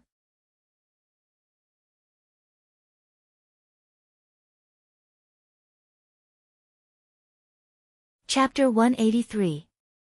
This group of people was actually Yi Yuxuan. He was wearing an azure alchemist's robe. Behind him were Yi Shanshan and the guards who escorted Yi Jioge to Alchemy City. When the Crown Prince saw Yi Yuxuan, his eyes immediately lit up and he hurriedly greeted, "Grandmaster Yi, you're here too." Yi Yuxuan came to the Crown Prince's side and looked at Ouyang Sen, then said, "Pill Master Ouyang, I heard you killed a heretic outside the city." "Yes." Ouyang Sen nodded, his attitude extremely respectful. As a pill refiner, he could look down on the crown prince, but he couldn't look down on the level 5 pill refiner, Yi Yuxuan. "I wonder if Pill Master Ouyang can let me deal with this heretic's corpse. You know, my daughter, Yi Jioga, was bewitched by a heretic and killed innocent people. She practiced heretic arts and committed a grave mistake. I've been looking for her, this heretic's corpse might give me some clues." Yi Yuxuan said righteously, like a master. However, he had said that in front of so many people, which made Yi Jioga the scapegoat of the head of the evil cultivators. Ouyang Sen didn't say anything. Yi Yu and the others, on the other hand, were furious. Yi Jioga almost exploded on the spot. If she just wanted to slap Su Junqing, then she wanted to stab Yi Yuxuan now. This scum of a father is really scum. "Grandmaster Yi, you can eat whatever you want, but you can't say whatever you want. You keep saying that your daughter Yi Jioga practices heretic arts, but do you have any proof?" Yi Jioga suppressed her anger and questioned. "Humph, it's the first time in my life that I've seen someone hurrying to put the blame on his own daughter. Do you really see Yi Jioga as your daughter?" Bai Songling's words were even sharper. Grandmaster Yi frowned, but he didn't fly into a rage like he usually did. In order to maintain his image as a master, he said calmly, "It's because Yi Jioga is my daughter that I can't let her make mistakes again and again. Actually, when she came back from the abyss a while ago, I already noticed something was wrong with her. It's just that I cared about my family and refused to investigate. I didn't expect her to be so deranged, taking advantage of the alchemy competition to harm other spirit pill masters. It's really intolerable." As Yi Yuxuan finished speaking, he felt both pain and regret. His excited expression made it seem as if he was about to faint at any time. That's right. Father couldn't sleep for Big Sister. He ignored the danger of the heretical cultivators and rushed to Alchemy City in the middle of the night. He wanted to find Big Sister and persuade her to turn herself in and give the people of the world an explanation. Yi Shanshan supported Yi Yuxuan with a sorrowful expression on her delicate face. The father-daughter duo teamed up to put on a show, causing the surrounding commoners to curse Yi Jioga for being deranged and worse than pigs and dogs. Yi Jioga slowly clenched his fist. "Endure, I will definitely endure." When the truth was revealed, Yi Yuxuan would naturally regret what he had done today. Yi Yuxuan didn't know that his eldest daughter, Yi Jioga, was standing right in front of him. Taking advantage of the crowd's excitement, he once again spoke to Ouyang Sen, "Pill Master Ouyang, we all understand your painstaking efforts. Please understand my feelings and let me handle this heretical cultivator's corpse." "That's right, Pill Master Ouyang. Father and I both want to find Big Sister as soon as possible to prevent her from doing more wrong." Yi Shanshan also chimed in. "That's right." Ouyang Sen suddenly felt a bit awkward. He had cooperated with Yi Yu and the others. In fact, he had already guessed that they were chasing after the heretical cultivator to clear Yi Jioga's name. However, Yi Jioga's biological father came here and announced that he wanted to clean up the sect. "Pill Master Ouyang, don't worry. I just want to borrow this heretical cultivator's corpse to take a look. I definitely won't steal your credit." Yi Yuxuan finished speaking and gave Guard Pan a look. Guard Pan nodded in understanding and brought the other guards forward to snatch Jiang Xingjie's corpse from Bai Songling's hands. Bai Songling, Juni Chen, Luo Tian, Yi Yu, and the others all gathered together as if they were facing a great enemy. It wasn't easy for them to obtain Jiang Xingjie's corpse. They absolutely couldn't give it to anyone else. Just as Guard Pan was about to make his move, a clear and pleasant voice suddenly rang out. "Wait!" Guard Pan was startled. He felt that the voice was somewhat familiar. However, when he looked over, he realized that the person who spoke was an ordinary-looking, skinny young man. Young master!" Bai Songling shouted anxiously. Now was not the time to reveal his true identity. Yi Jiuge took a step forward and stood in front of Yi Yuxuan and Yi Shanshan. He said fiercely, "This pair of blind father and daughter are distorting the truth in front of me. If I continue to endure it, I won't be human anymore." Your big sister. Yi Shanshan finally recognized Yi Jiuge's voice. That's right. Yi Jiuge wiped his face with his hand, revealing his beautiful and moving face. The crowd was in an uproar. They didn't expect that the leader of the heretical cultivators, Yi Jiuge, would dare to appear in front of them. What was even more unexpected was that this vicious demoness turned out to be a delicate, beautiful, and lovely young girl. Evil girl, you still dare to appear here? Yi Yuxuan raised his hand, pointed at Yi Jiuge and scolded. Why can't I appear here? Yi Jiuge sneered and said, in order to clear my name, I spent a lot of effort to kill a heretical cultivator. I didn't expect that my good father would indiscriminately announce in Shangjing that he and I are no longer father and daughter. Now, you've come all the way here to kill me. I really want to know what benefits the heretical cultivators gave you to push me out to be their scapegoat. What nonsense are you talking about? You're clearly the one who colluded with the heretical cultivators. How dare you splash dirty water on them? Yi Yuxuan was furious. If I colluded with the heretical cultivators, why would I kill them? Yi Jiuge asked sharply. Who knows if you're up to some tricks again? Yi Yuxuan's face was very ugly. Yi Jiuge's chest violently heaved up and down. She felt a breath stuck in her chest. She forcefully closed her eyes.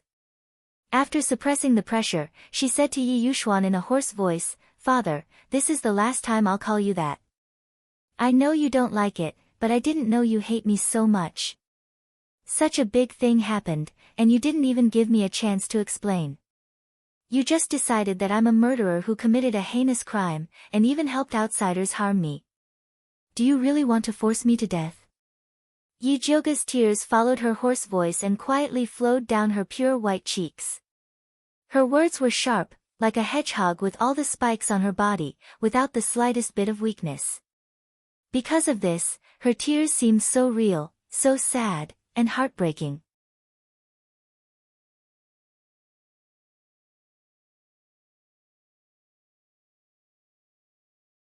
Chapter 184. The eyes of the surrounding people, including the ants, young women, and girls, couldn't help but turn red. They couldn't help but think, if it was them, what would it feel like to be accused by their own father in the street, determined that they were a heinous murderer, and wanted to kill them together with outsiders. Many of the more delicate ones even shed tears and looked at Yi Jiuge with sympathy. Sigh, how could there be such a cruel father in this world? Yeah, this Yi Jiuge looks like he's only a teenager, how could he be the head of the evil cultivators? That's right, if he really is the head of the evil cultivators, how could he dare to appear in front of us like this? Of course, there were also different voices. You can't know a person's face, even if he's young, he can't be the head of the evil cultivators. Even if Yi Jiuge is really the head of the evil cultivators, as a father, isn't it even more heinous? That's right, it's the father's fault for not teaching his son. The daughter will come to this point, and the father will not be any better. No matter what, we can't let the child die without even a chance to explain. What if it's really a misunderstanding? Everyone began to discuss. Regardless of whether they agreed that Yi Jiuge was the head of the evil cultivators or not, they all agreed that Yi Jiuge was wrong, and as a father, he was even more wrong. Yi Yuxuan listened to the discussion in his ears, and his face turned green and white. He originally thought that he would be praised by everyone for putting righteousness before his family, but he didn't expect that someone would put the crime of not teaching his father's fault on his head. However, he couldn't refute it. It was really suffocating. Seeing that the people were discussing, the crown prince was worried that there would be changes if the matter dragged on, so he quickly shouted, "Come, take Yi Jiuge, the head of the evil cultivators, and put him in prison." The soldiers behind him immediately surrounded him and were about to take him. Hu Lin had already secretly hidden himself after Yi Jiuge revealed his identity. Xia Chenfeng also didn't want to get involved in such a quagmire, so he pulled Yangsan to the side. Su Junqing took the opportunity to quietly sneak to Bai Songling's side. Suddenly, he stretched out his hand to grab the black cloth bag. Bai Songling had long been on guard against a sneak attack. Countless green vines suddenly rose from his body and tightly bound the black cloth bag. Luo Tian, who was standing beside him, threw a punch at Su Junqing and started fighting with him.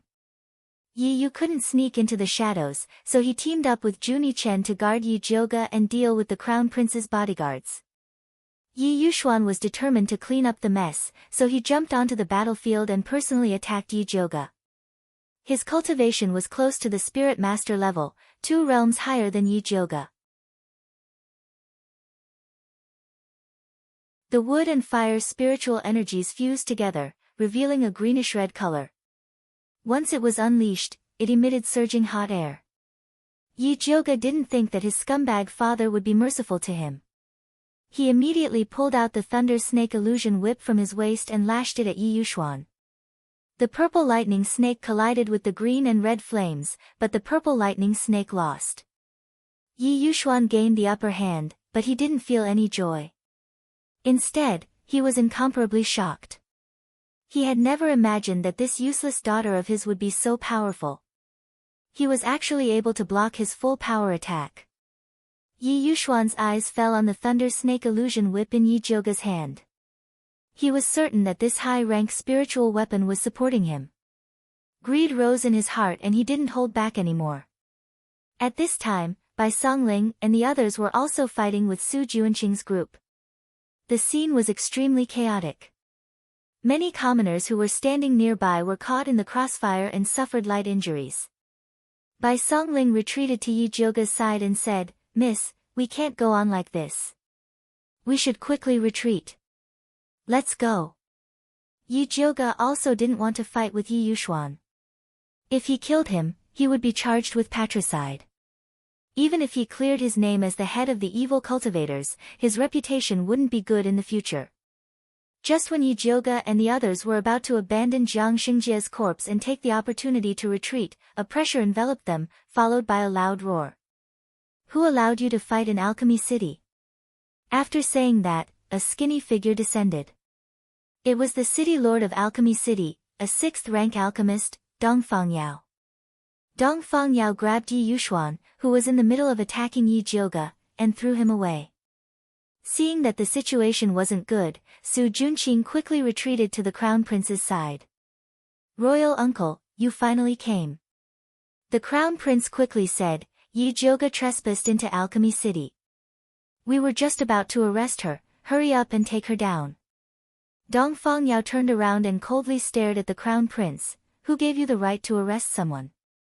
The Crown Prince was startled and immediately felt a bit embarrassed, but he still braced himself and said, "Yi Jioga is the head of the evil cultivators. Everyone has the right to punish him, so why should I arrest her?" "Who told you that Yi Jioga is the head of the evil cultivators?" Dongfang Yao glared at him and asked. "Isn't this something that everyone knows?" The Crown Prince spoke as if it was a matter of fact. "Everyone knows. Then why don't I know?" Dongfang Yao's expression sank and he spoke with dissatisfaction. "I don't remember Alchemy City posting a wanted poster for Yi Jioga." "Royal uncle, you've always been in seclusion, so it's normal that you don't know." The Crown Prince began to feel that something was wrong. "Are you implying that I'm muddle-headed?" Dongfang Yao's expression was very unfriendly. "This nephew doesn't dare." The Crown Prince quickly shook his head. He knew that his uncle was biased towards Yi Jioga, but he didn't think it would be to this extent. Just as he was about to take out the evidence, he heard Dongfang Yao impatiently say, "If you don't dare, then shut up." "Royal uncle." The Crown Prince angrily shouted. He really didn't understand. He was the one with the surname Dongfang, so why did his uncle favor Yi Jioga and not put him in his eyes? Dongfang Yao was too lazy to pay attention to his short-sighted, unscrupulous, and evil nephew.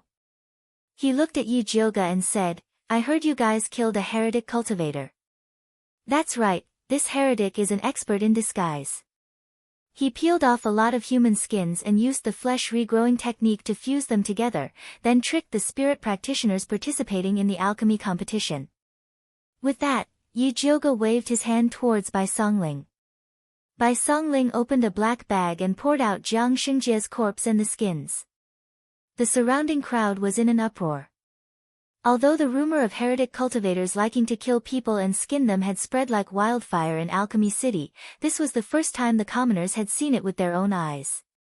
With so many skins, everyone was trembling with fear.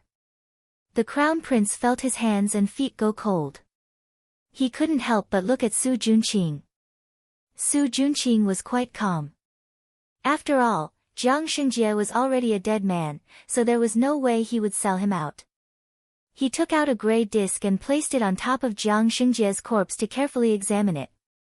This was a magic tool developed by Alchemy City to detect heretic aura, but it didn't react at all. Ecstatic, he quickly told the crown prince, "Your Highness, this person doesn't have the slightest bit of heretic aura. He's not a heretic at all."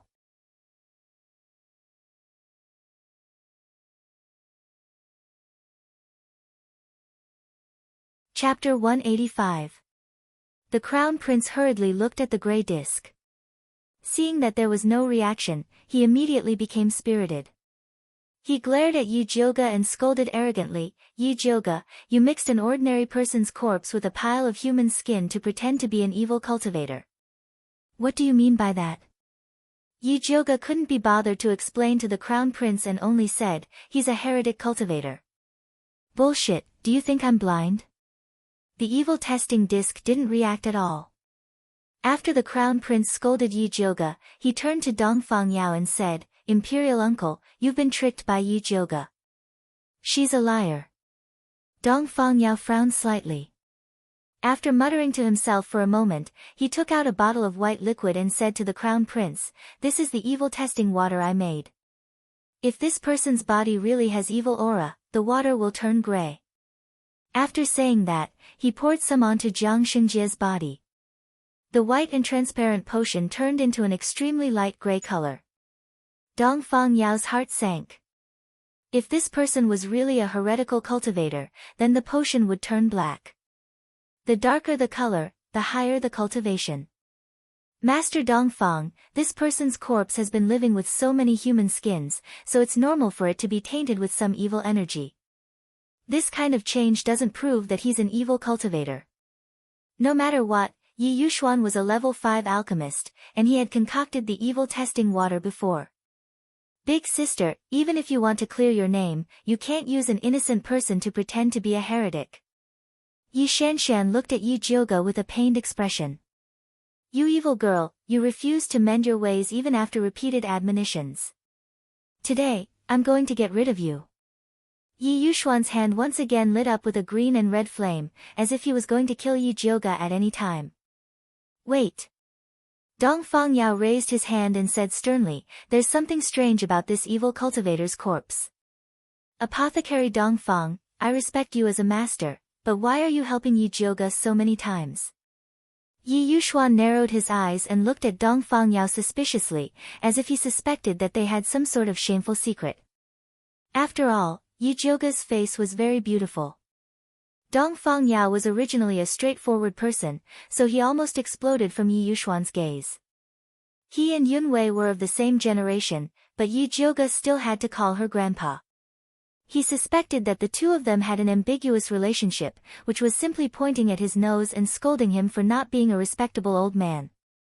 Yi Jioge, on the other hand, was indifferent as he coldly said, "I thought that Grandmaster Yi, as a 5th-level alchemist, would be able to see through the mysteries of this corpse, but I didn't expect you to be completely ignorant. I don't know where you got the title of Grandmaster from, you are simply fishing for fame." "Yi Jioge, do you know who you're talking to?" Yi Yuxuan scolded fiercely. "Of course I know. I'm talking to an ungrateful, heartless scum." Yi Jioge's words were like knives stabbing into Yi Yuxuan's heart. As soon as these words came out of her mouth, the crowd burst into an uproar. Although Azure Billow Continent didn't pay particular attention to filial piety, it was unheard of for a daughter to insult her father in public. Yi Yuxuan was so angry that his entire body trembled. He really regretted strangling Yi Jioga to death in her swaddling clothes so that she wouldn't be so infuriating when she grew up. Well said. Dong Fangyao clapped his hands and praised, "This Yi Yuxuan relied on your father and mother to make a fortune in the past, but now he wants to exterminate you. This kind of father is worse than a beast, you don't need him." Dong Fangyao had been operating in Alchemy City for so many years and was highly respected. He approved of Yi Jioga's actions. The surrounding commoners immediately changed their tone from condemning Yi Jioga for being unfilial to praising her for fighting against evil. Yi Jioga's expression was indifferent. She didn't show any reaction to these discussions.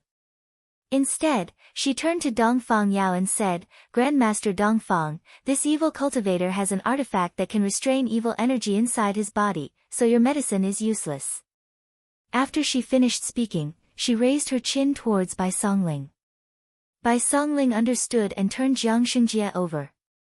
She took out a sharp knife and cut open the skin on Jiang Xingjie's back, digging out a palm-sized red artifact that was engraved with countless talismans. As soon as the artifact was dug out, Jiang Xingjie's slightly black skin immediately turned white and green. The gray disc in Su Juanqing's hand crazily spun. The medicine that Dong Fangyao poured on Jiang Xingjie's corpse also turned black and gray. He really is an evil cultivator. The surrounding commoners were shocked by this turn of events and began to discuss among themselves. "Let me take a look at this artifact," Dong Fangyao said to Bai Songling. "Wait a moment." Bai Songling tore off the hem of his robe and wiped the blood off the artifact. Hu Lin, who was hiding to the side earlier, came over again. He eagerly took out a water ball and flatteringly said to Bai Songling, "Do you want to wash it again?" "Wash it." Bai Songling had long known that Hu Lin was a coward, so she didn't care about his desertion just now. After washing the artifact clean, Hu Lin casually accepted it and respectfully presented it to Dong Fangyao. Dong Fangyao carefully examined it and infused his spirit energy into it. His expression became a bit heavy. This was a third-rank artifact with a special function that could only be created by a fifth-rank blacksmith. Only the crafting school had fifth-rank blacksmiths. Could it be that the crafting school was in cahoots with the evil cultivators? If that was the case, then it was really troublesome. Dong Fangyao's mind was filled with countless thoughts, but his face didn't show any abnormal expression. After putting away the artifact, he said to Yi Jioga, "The truth has come to light. Your injustice has finally been cleared. Thank you for your hard work. Thank you, Grandmaster Dong Fang, for believing in my innocence." Yi Jioga solemnly expressed her thanks. She was truly grateful to Dong Fangyao. If Dong Fangyao also believed that she was the head of the evil cultivators like the others, she wouldn't have been able to clear her name so easily. "Even if I don't believe you, I still have to believe Old Man Yun. How could his only granddaughter become a head of evil cultivators? Is being a head of evil cultivators more profitable than being a spirit pill master?" Dong Fangyao laughed. When the others heard this, they couldn't help but laugh out loud as well, all of them discussing, "That's right, our Thunder Country respects spirit masters," followed by alchemists. A spirit alchemist who can cultivate both to the extreme will definitely have a bright future in Thunder Country. Only a fool would want to become the leader of the evil cultivators. "Yi Yuxuan, seeing that your daughter's injustice has been cleared, why do you look so disappointed?" Dong Fangyao changed the topic to Yi Yuxuan, who was standing to the side. "Grandmaster Dong Fang really likes to joke. Jioga is my daughter. How could I be disappointed that she has been cleared of injustice? I can't even be happy for her." Yi Yuxuan forced out a smile. He now deeply regretted listening to Yi Shanshan's instigation and coming to Alchemy City to put justice before family, causing him to lose so much face.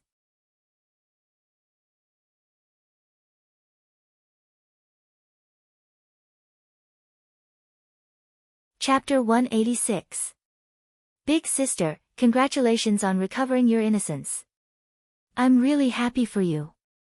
Seeing that the situation was bad, Yi Shanshan immediately stepped forward and wanted to pull Yi Jioga's hand. However, Yi Jioga avoided her hand and said expressionlessly, "That's not what you said earlier." "Big sister, are you still blaming me?" Yi Shanshan had a wronged expression and said tearfully, "I was worried about you, so I mistakenly believed the rumors. It's all my fault. Big sister, if you want to blame me, then beat me up to vent your anger. I won't dare to have any complaints. Jioga, your sister is just worried that you'll go astray." Yi Yuxuan said with the dignity of a father, "Although you've cleared your name this time, if you hadn't acted rashly, you wouldn't have fallen into the evil cultivator's trap so easily. You should take this as a warning and be careful in the future. Grandmaster Yi is right. I will remember your teachings." Yi Jioga looked straight into Yi Yuxuan's eyes and said word by word. Hearing the words Grandmaster Yi, Yi Yuxuan immediately frowned. Although he hated Yi Jioga, if Yi Jioga still went against him in such a situation, it would be a great loss of face for him. Thus, Yi Yuxuan put on a stern face and said, "Father misunderstood you this time. It's father's fault. Do you still want to argue with me? Big sister, we're family. Broken bones connect tendons. Father is doing this for your own good. He's worried that you'll go astray, so he hurried over. Actually, he's always been thinking about you." Yi Shanshan's eyes were slightly red and she felt wronged. There's no need to say any more. Grandmaster Ye's words always carry weight. Since you've already posted the Tianxia board and cut off your relationship as father and daughter, there's no need to force yourself to repair it. From now on, we'll go our separate ways. Whether I, Yi Jioga, live or die, has nothing to do with you. Yi Jioga's cold voice wasn't loud, but it clearly reached everyone's ears. The surrounding crowd was silent and looked at Yi Yuxuan with a gloating expression. You deserve it. Who told you to confuse right and wrong, to be heartless and to hurt your daughter's heart? Yi Yuxuan's face was ashen. He had never felt so humiliated in his life. He really wanted to slap Yi Jioga and drag her back to teach her a lesson. Unfortunately, he could only think about it. Yi Jioga didn't care about what Yi Yuxuan was thinking.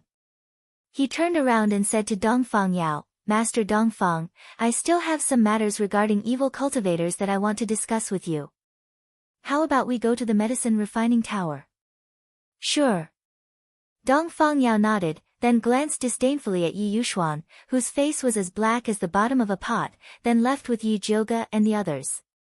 O Yangsen, Xia Chenfeng, and Hu Lin hurriedly followed. In the blink of an eye, only the Crown Prince, Su Junqing, Yi Yuxuan, and Yi Shanshan were left. "Father, big sister is too heartless. How can she cut off our relationship just like that? We are a family." Yi Shanshan's face was anxious and sad, but in fact, she wanted to take the opportunity to give Yi Yuxuan a hard time. However, Yi Yuxuan's face was ashen. He glared at her fiercely and scolded, "You're a useless thing." With that, he flicked his sleeves and left. Yi Shanshan wanted to chase after him, but she felt that it was too unsightly, so she stopped and looked at the Crown Prince with an aggrieved expression. The reason why she wrote a letter to encourage her father to clean up the family was also because of the Crown Prince. The Crown Prince's face was flushed red. He didn't notice Yi Shanshan's expression at all. His ears were filled with the voices of the common people, as if they were saying how incompetent he was. He really couldn't understand. Yi Jioga had clearly been forced into a desperate situation by them, so how could he turn the tables so easily? "Crown Prince, let's go back," Su Junqing said in a low voice. "At a time like this, we have to keep our composure. Let's go." The Crown Prince turned around and led his people back to the medicine refining building. Yi Shanshan hurriedly followed the Crown Prince back to the medicine refining building's Rising Sky Pavilion. She originally wanted to discuss with the Crown Prince what to do next. Unexpectedly, the Crown Prince didn't have the time to pay attention to her. He went to the study with Su Junqing and even had people guard the door, preventing her from entering. At this moment, Yi Shanshan's mood was ashamed, angry, and hateful. The crown prince was her good match, and Su Junqing was her cousin. These two people should be very close to her, but they both rejected her at the same time, making her deeply feel that she was not trusted. Unfortunately, she didn't have the courage to rush into the study and cause a ruckus. She could only leave indignantly. The crown prince lost his temper in the study. He pointed at Su Junqing and cursed, "Su Junqing, what the hell are you doing? Didn't you say that Yi Jioge is dead for sure? But now, she's the hero who killed the heretic cultivator and the imperial uncle favors her. I'm the clown, the biggest joke of the Thunder Country. Crown Prince, please quell your anger. Yi Jioge's name is only temporarily cleared, and it won't affect our grand plan much. The Thunder Country's side is more or less done, and the throne will belong to you. Why must you waste so much effort on Yi Jioge?" Su Junqing calmly persuaded. "Really? The arrangements in the capital are more or less done." The crown prince's eyes brightened. "That's right. Once the matter with Alchemy City is over, you will become the next emperor of the Thunder Country." Su Junqing spoke without hesitation. Good, good, good. As long as you work well for me, I won't mistreat you." The crown prince excitedly patted Su Junqing's shoulder with a face full of satisfaction. "Thank you for your appreciation, Your Highness. This subordinate will go now." Su Junqing smiled in a flattering manner. "Go." The crown prince waved his hand in satisfaction. Su Junqing respectfully bowed before returning to his room. His face, which was full of confidence just a moment ago, immediately became anxious and uneasy. He took out a communication talisman and sent a message, "Senior, old Jiang is dead. Come back as soon as you hear the news." After burning the communication talisman, he was still worried. He walked around the room a few times, and after thinking for a while, he took out some ointment to disguise himself as a handsome middle-aged man. He went to the medicine refining pavilion and told the guard that he wanted to see Zhang Peng. "May I ask who you are?" The guard looked at Su Junqing in confusion. "I am his father." Su Junqing smiled. "So it is Uncle Zhang. Please wait a moment, I will call someone over." The guard's expression immediately became one of flattery. Zhang Peng was the third most important person in the alchemy pavilion, second only to Li Zijuan. After a while, a young man in white with regular features walked out. When he saw Su Junqing, he said eagerly, "Father, how come you have the time to look for me?" "I was just passing by, so I came to see you." Su Junqing kindly replied. "Father, come sit here." Zhang Peng brought Su Junqing to a secluded place before whispering, "The situation is so tense right now, why did you come to see me?"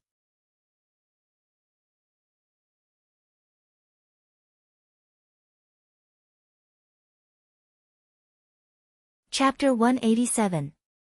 I had no choice. It was an emergency, so I had to find you. Do you know what Yi Jioge said to Dong Fangyao when he returned? Su Junqing asked. He had spent a lot of effort, money, and spells to win over Zhang Peng. Unless it was absolutely necessary, he didn't want to use this chess piece. But now that old Jiang was killed and Lu Yunfei was missing, he was a little anxious. They are still discussing in the tea room. Aside from Li Zijuan, no one else can enter. Zhang Peng's handsome face flashed with jealousy when he mentioned Li Zijuan. He believed that whether it was cultivation, character, or alchemy skills, he was no worse than Li Zijuan. However, Grandmaster Dongfang favored Li Zijuan. Not only did he accept him as his last disciple, but he also handed over all matters of the alchemy pavilion to him. Zhang Peng had stayed in the pavilion for more than 20 years and put in a lot of effort, but he was still an honorary disciple. He would forever be below Li Zijuan. He couldn't accept this. As long as you investigate their next move, Li Zijuan won't live for long. At that time, you will be the first disciple of the alchemy pavilion. Su Junqing tempted him. He had made use of Zhang Peng's hatred towards Li Zijuan to win him over. Okay, I will inform you if there is any news. Zhang Peng nodded and returned to the pavilion. At this time, Yi Zhouge, Dong Fangyao, and Li Zijuan were sitting in the tea room, discussing how to deal with bloodthirst. She told Dong Fangyao and Li Zijuan all the information she knew about bloodthirsty sect, including the methods they often used. According to you, Bloodthirst is stirring up trouble in Alchemy City because he wants to use me as a bait? Dong Fangyao raised his brows. Yes. Yi Zhouge nodded. This bloodthirst is quite daring. Dong Fangyao sneered. He had been famous for a long time and was a top character in the Thunder Nation. Now, he was being used as a bait by a heretical cultivator. This was a great insult to him. This bloodthirst is ruthless and has many tricks up his sleeves. Grandmaster Dongfang, you must not be careless. Yi Zhouge solemnly advised. Humph, if he came here personally, I would be a little afraid. But he wants to take me down by sending a few evil cultivators. He's looking down on me too much. Dongfang Yao was truly enraged. He turned to Li Zijuan and said, pass down my orders. Offer a reward of 1,000 gold coins for any clues leading to the heretical cultivators and 10,000 words for their heads. Then, send out all the guards of Alchemy City. We must find the bloodthirsty sect's heretical cultivators and kill them all. Yes.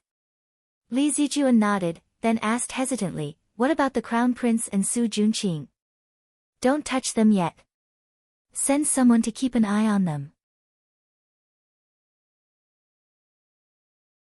After I eradicate the remnants of the bloodthirsty sect, I will personally send Dongfang Jianming, this blind fool, back to Shangjing to be punished by his father, Dongfang Yao said fiercely. How did their Dongfang family produce such a muddle-headed thing? He actually mixed with evil cultivators. He must be tired of living. I understand. Li Zijuan nodded solemnly. Yi Zhouge frowned and disagreed. Grandmaster, Su Junqing is a sinister and cunning person with many tricks up his sleeve. I'm afraid it's not good to leave him alone. I think it's better to lock him up first. It would be even better if they could immediately announce Su Junqing's identity as a heretical cultivator. That way, they wouldn't have to worry about him using the bewitching art again. I know what to do. You don't need to say anything more. Dongfang Yao shook his head. The Su family had deep roots in Shangjing and was deeply involved with the Crown Prince. If they rashly captured Su Junqing, he was afraid that the Crown Prince would be dragged into this. No matter how hateful the Crown Prince was, he was still a member of the Dongfang family. If the scandal of him colluding with heretical cultivators was exposed, it would have a great impact on the Dongfang family and might even shake the hearts of the people. As a member of the Dongfang family, he had to think more about the family.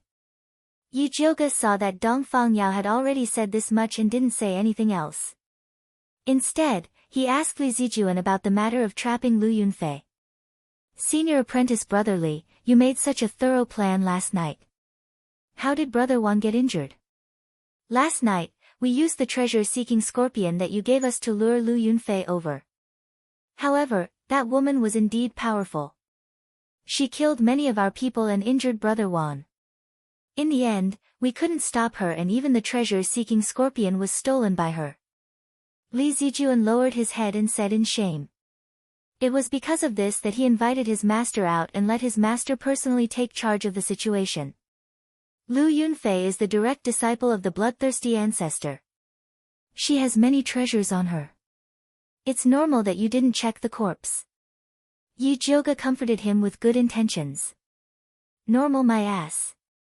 Dongfang Yao glared at Li Zijuan and scolded, what did I tell you before? Don't just bury yourself in cultivating alchemy all day. You also need to take care of your spiritual techniques. Last night, if it wasn't for Wan Xiang blocking a palm for you, you would have lost your life. Don't think that you can protect yourself just because you have a lot of spirit guards around you. In this world, only relying on yourself is the safest. Master is right. This disciple knows his mistake. Li Zijuan hurriedly bowed in acknowledgement. In the past, he always thought that if he cultivated his alchemy techniques well, he wouldn't have to worry about his safety if he hired more guards. But after the big battle last night, those guards couldn't even take care of themselves. Only then did he realize how important cultivation was. I'll go see Brother Wan first. Yi Jiuge didn't want to listen to Dong Fangyao scold his disciple, so he stood up and said his goodbyes. I'll send someone to bring you there. Li Zijuan stood up and opened the door. Just as he was about to call for an apprentice, he saw Zhang Peng walking past him and took the initiative to ask, Senior Brother Li, what's the matter? I want to find an apprentice to bring Miss Yi to the extraordinary pavilion to see Wan Xiang. Li Zijuan said casually. I'm about to go to the extraordinary pavilion. If Miss Yi doesn't mind, let me lead the way. Zhang Peng smiled. Then I'll have to trouble you. Yi Jiuge didn't think too much and followed Zhang Peng to the extraordinary pavilion. Miss, you've been wrong this time. I told them that Grandmaster Yun's granddaughter couldn't be a leader of evil cultivators, but they didn't believe me. Luckily, you've cleared your name. Zhang Peng said indignantly. It's all thanks to Grandmaster Dongfang's wisdom. Yi Jiuge replied indifferently. Although Zhang Peng was handsome, she inexplicably didn't like him. Grandmaster Dongfang was in seclusion and didn't have time. Now that he's come out to take charge of the situation, he'll definitely bring those arrogant evil cultivators to justice. When that time comes, I'll need Miss Ye's help. Zhang Peng continued with a smile, but his tone was full of probing. I don't dare. I'm just a weak woman. I don't dare to take on such a heavy responsibility. Yi Jiuge shook her head weakly. Miss Yi, you're too humble. You're the first person to kill an evil cultivator. I heard that those evil cultivators are very cruel. Miss Yi, you must have spent a lot of effort. Zhang Peng's topic revolved around the evil cultivators. He wanted to get some information from Yi Jiuge. Unfortunately, Yi Jiuge's mouth was tightly sealed. In the end, it was just polite words.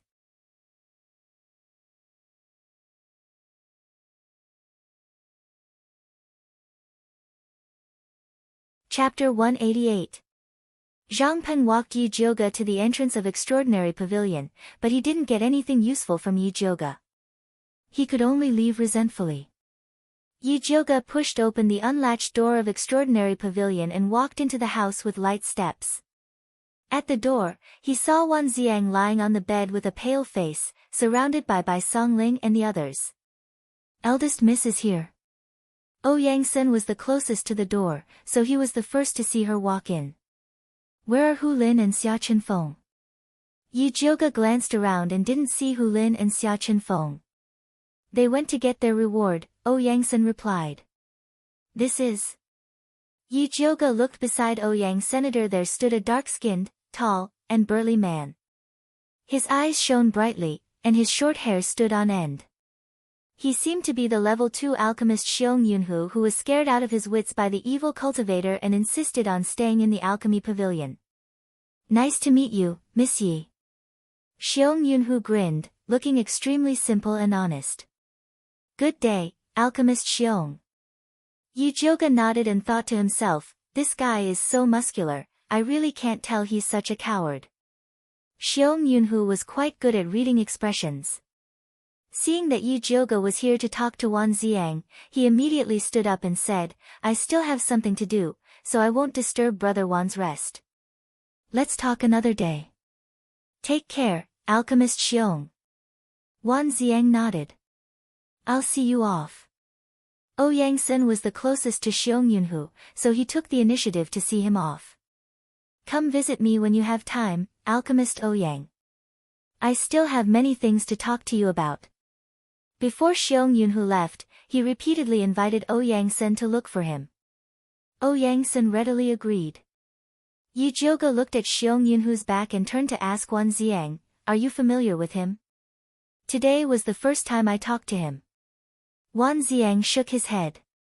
If you're not familiar, why did he look for you for no reason? Yi Jiuge asked doubtfully. He probably heard that alchemist Ouyang is here, so he came to see, Wan Ziang said hesitantly. I've only met him a few times. Yangsan quickly distanced himself from Xiong Yunhu. He didn't want others to think he was a coward like Xiong Yunhu. He's just a coward. If he wants to come, then come. Why bother with him so much? Bai Songling curled her lips disapprovingly and asked Yi Zhoge, how did your talk with Master Dongfang go? Great Master Dongfang has already given the order to capture the evil cultivators of bloodthirsty sect. He will personally take action. Yi Zhoge sat down in front of Wan Ziang's bed. That's good. Gong Honglei almost turned the world upside down when you were not here. Li Zijuan persuaded him to bring back Gong Hongyu's body before sending him away. Bai Songling was also a little relieved. If Gong Honglei had been present today, it would not have been so easy for Yi Zhoge and the others to clear their names. That stubborn fellow firmly believed that Yi Zhoge had killed her sister and shouted every day that she would kill her to take revenge. Now that everything is clear, it's pointless for him to make a fuss. Yi Zhoge's face darkened. She did not have a good impression of Gong Honglei. That guy had a body full of cultivation but no brains. He deserved to be used as a tool by others. I'll write a letter to Shang Jing later and ask the emperor to issue an imperial edict to the world. Otherwise, those people will be kept in the dark and go around saying you're wrong. Wan Ziang was sincerely happy for Yi Zhoge. Previously, Yi Yuxuan and the crown prince had splashed dirty water on Yi Zhoge. If they did not issue an imperial edict to prove Yi Zhoge's innocence, it would be useless even if she cleared her name in Alchemy City. This matter is not urgent. Let me see your hand. Yi Zhoge reached out and felt Wan Ziang's pulse. He found that he was seriously injured. Although he had already taken a healing pill, the remaining poison in his organs had not been cleared. One could imagine how intense the battle last night was. Yi Zhoge withdrew his hand and said with a frown, didn't I tell you to be careful of Lu Yunfei? How did you get injured? Her blood-colored bell is too powerful. None of us could stop her, but she was also injured by us. Wan Ziang did not say that Li Zijuan was careless, and that he was injured because he was trying to save someone. Little mute, give brother one a goo insect. Yi Zhoge felt that Wan Ziang lost because he did not have a goo insect to detoxify the poison. Wan Ziang's usually calm face could not help but reveal a happy expression. He said in a low voice, thank you. Just now, Bai Songling kept showing off in front of him how powerful her big mouth goo was. It opened its big mouth and absorbed all the poison that the evil cultivator breathed out. He was really envious when he heard it, but he was too embarrassed to ask Yi Zhoge for it. What are you thanking me for? Everyone has a share of this goo insect. Naturally, you will get one too. Yi Zhoge said generously. Since Yi Yu and Bai Songling had already been given away, Wan Ziang would not be missing. This one is good. Juni Chen did not let Wan Ziang drip his blood and directly helped him choose the biggest goo insect. Wan Ziang looked at the goo worm lying on his arm after absorbing his blood essence, and he was very happy in his heart. He did not believe that the goo insect he cultivated would be worse than Bai Songling. Little mute, you are biased. Bai Songling immediately shouted, didn't you say that these goo insects would automatically choose their master? Why is it that Wan Ziang can choose as he pleases? Wan Ziang has a good character. These goo insects are all willing to follow him. Naturally, I will choose the strongest one for him. Juni Chen said confidently. What do you mean? Is my character not good? Bai Songling was angry. She rolled up her sleeves and wanted to fight with Little Mute. Alright, stop quarreling. Let's get down to business. Luo Tian quickly stopped their quarrel and said seriously, Lu Yunfei was injured last night. I think now is the time to deal with her. Otherwise, when her injury recovers, I am afraid it will be troublesome. But the problem is that we don't know where to find her. Yi Yu said awkwardly. I know. Luo Tian smiled slyly. It turned out that when Little Red was capturing the treasure-seeking scorpion, he had secretly instructed Little Red to leave something on the treasure-seeking scorpion. No matter where the treasure-seeking scorpion went, Little Red would be able to find it. Little Red is not bad. It is a good insect. Bai Songling immediately gave a thumbs up. That is a must. Luo Tian was proud. This matter should not be delayed. Let's go now. Yi Yu said impatiently. Yi Jiuge also expressed his agreement. Lu Yunfei was the direct disciple of the bloodthirsty sect's ancestor. If they could capture her, they would be able to deal a heavy blow to the bloodthirsty sect. Xiang, rest well and wait for our triumphant return. Bai Songling patted Wan Xiang's shoulder and waved her hand in high spirits. Let's go. Luo Tian summoned Little Red and used his consciousness to order it to find the treasure-seeking scorpion. Little Red circled above the room. After determining the direction, it flapped its wings and flew forward. Yi Jiuge left the lofty pavilion and immediately felt countless eyes staring at them from the dark. She turned around and looked at the extremely quiet alchemy pavilion. Suddenly, a feeling of anxiety arose in her heart. It was as if something unexpected was about to happen.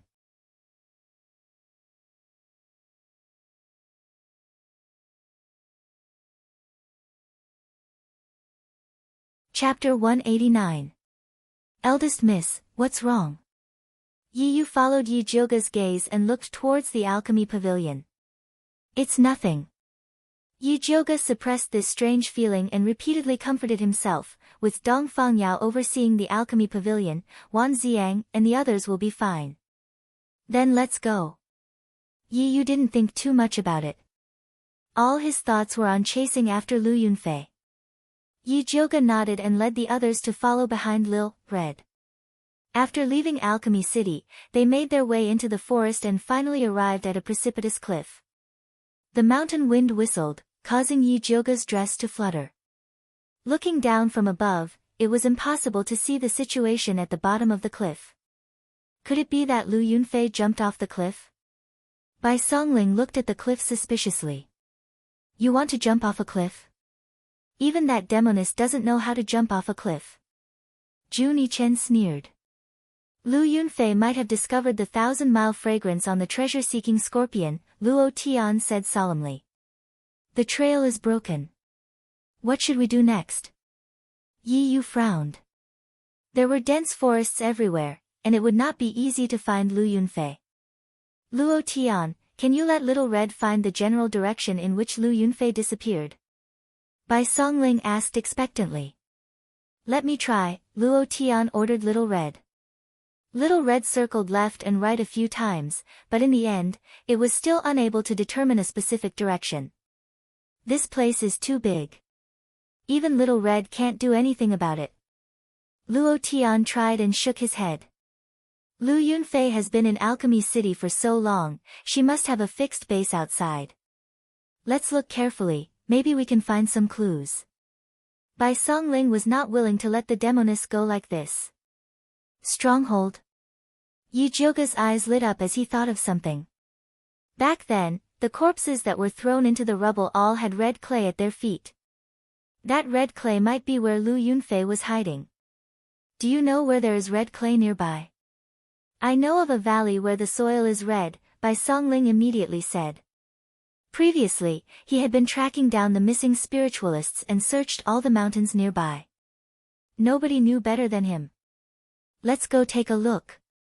In this situation, they could not let go of any clues. Bai Songling led them through a dense forest and finally came to a low-lying valley. The valley was overgrown with weeds and vines.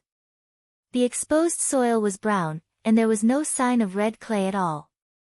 The red clay is under that patch of grass. Bai Songling pointed at the grayish-green patch of grass on the far left. Speaking of which, it was also a coincidence. When he led the team to this place, there was an unlucky guy who accidentally fell down and came up with a butt full of red mud, which made them laugh uncontrollably. There's something strange about this grass. Yi Jioge opened his spiritual eye to take a closer look and realized that the grass was covered in a black-red mist which was extremely strange. Bai Songling, who was about to jump down, immediately retracted his foot and said, "Should I release Big Mouth out to have a look?" Ever since he found out that his Big Mouth goo had the ability to swallow poisonous gas, he had been wanting to show off. Big Mouth's cultivation base isn't high enough. This demonic aura far exceeds its ability. It's better not to take the risk. Yi Jioge shook his head. Then, he chose a hard gray stone from the ground. After injecting his spiritual power into it, he threw it at the grassland. There was a loud bang. It was like putting oil into a frying pan. Surging black gas gushed out and instantly swallowed the fist-sized gray stone. It wasn't like this the last time we came. Bai Songling swallowed his saliva, feeling incomparable lingering fear. If not for Yi Jioge's reminder, he would have probably suffered the same fate as the stone. The last time you guys came, this demonic aura shouldn't have been activated. This situation proves that Lu Yunfei is definitely hiding underneath. Yi Jioge said. He finally found the main culprit. But this demonic aura is so hard to deal with, what do we do? Yi Yu was slightly worried. His black overlord was not good at swallowing poisonous gas. This demonic aura was forcefully poured in by Lu Yunfei.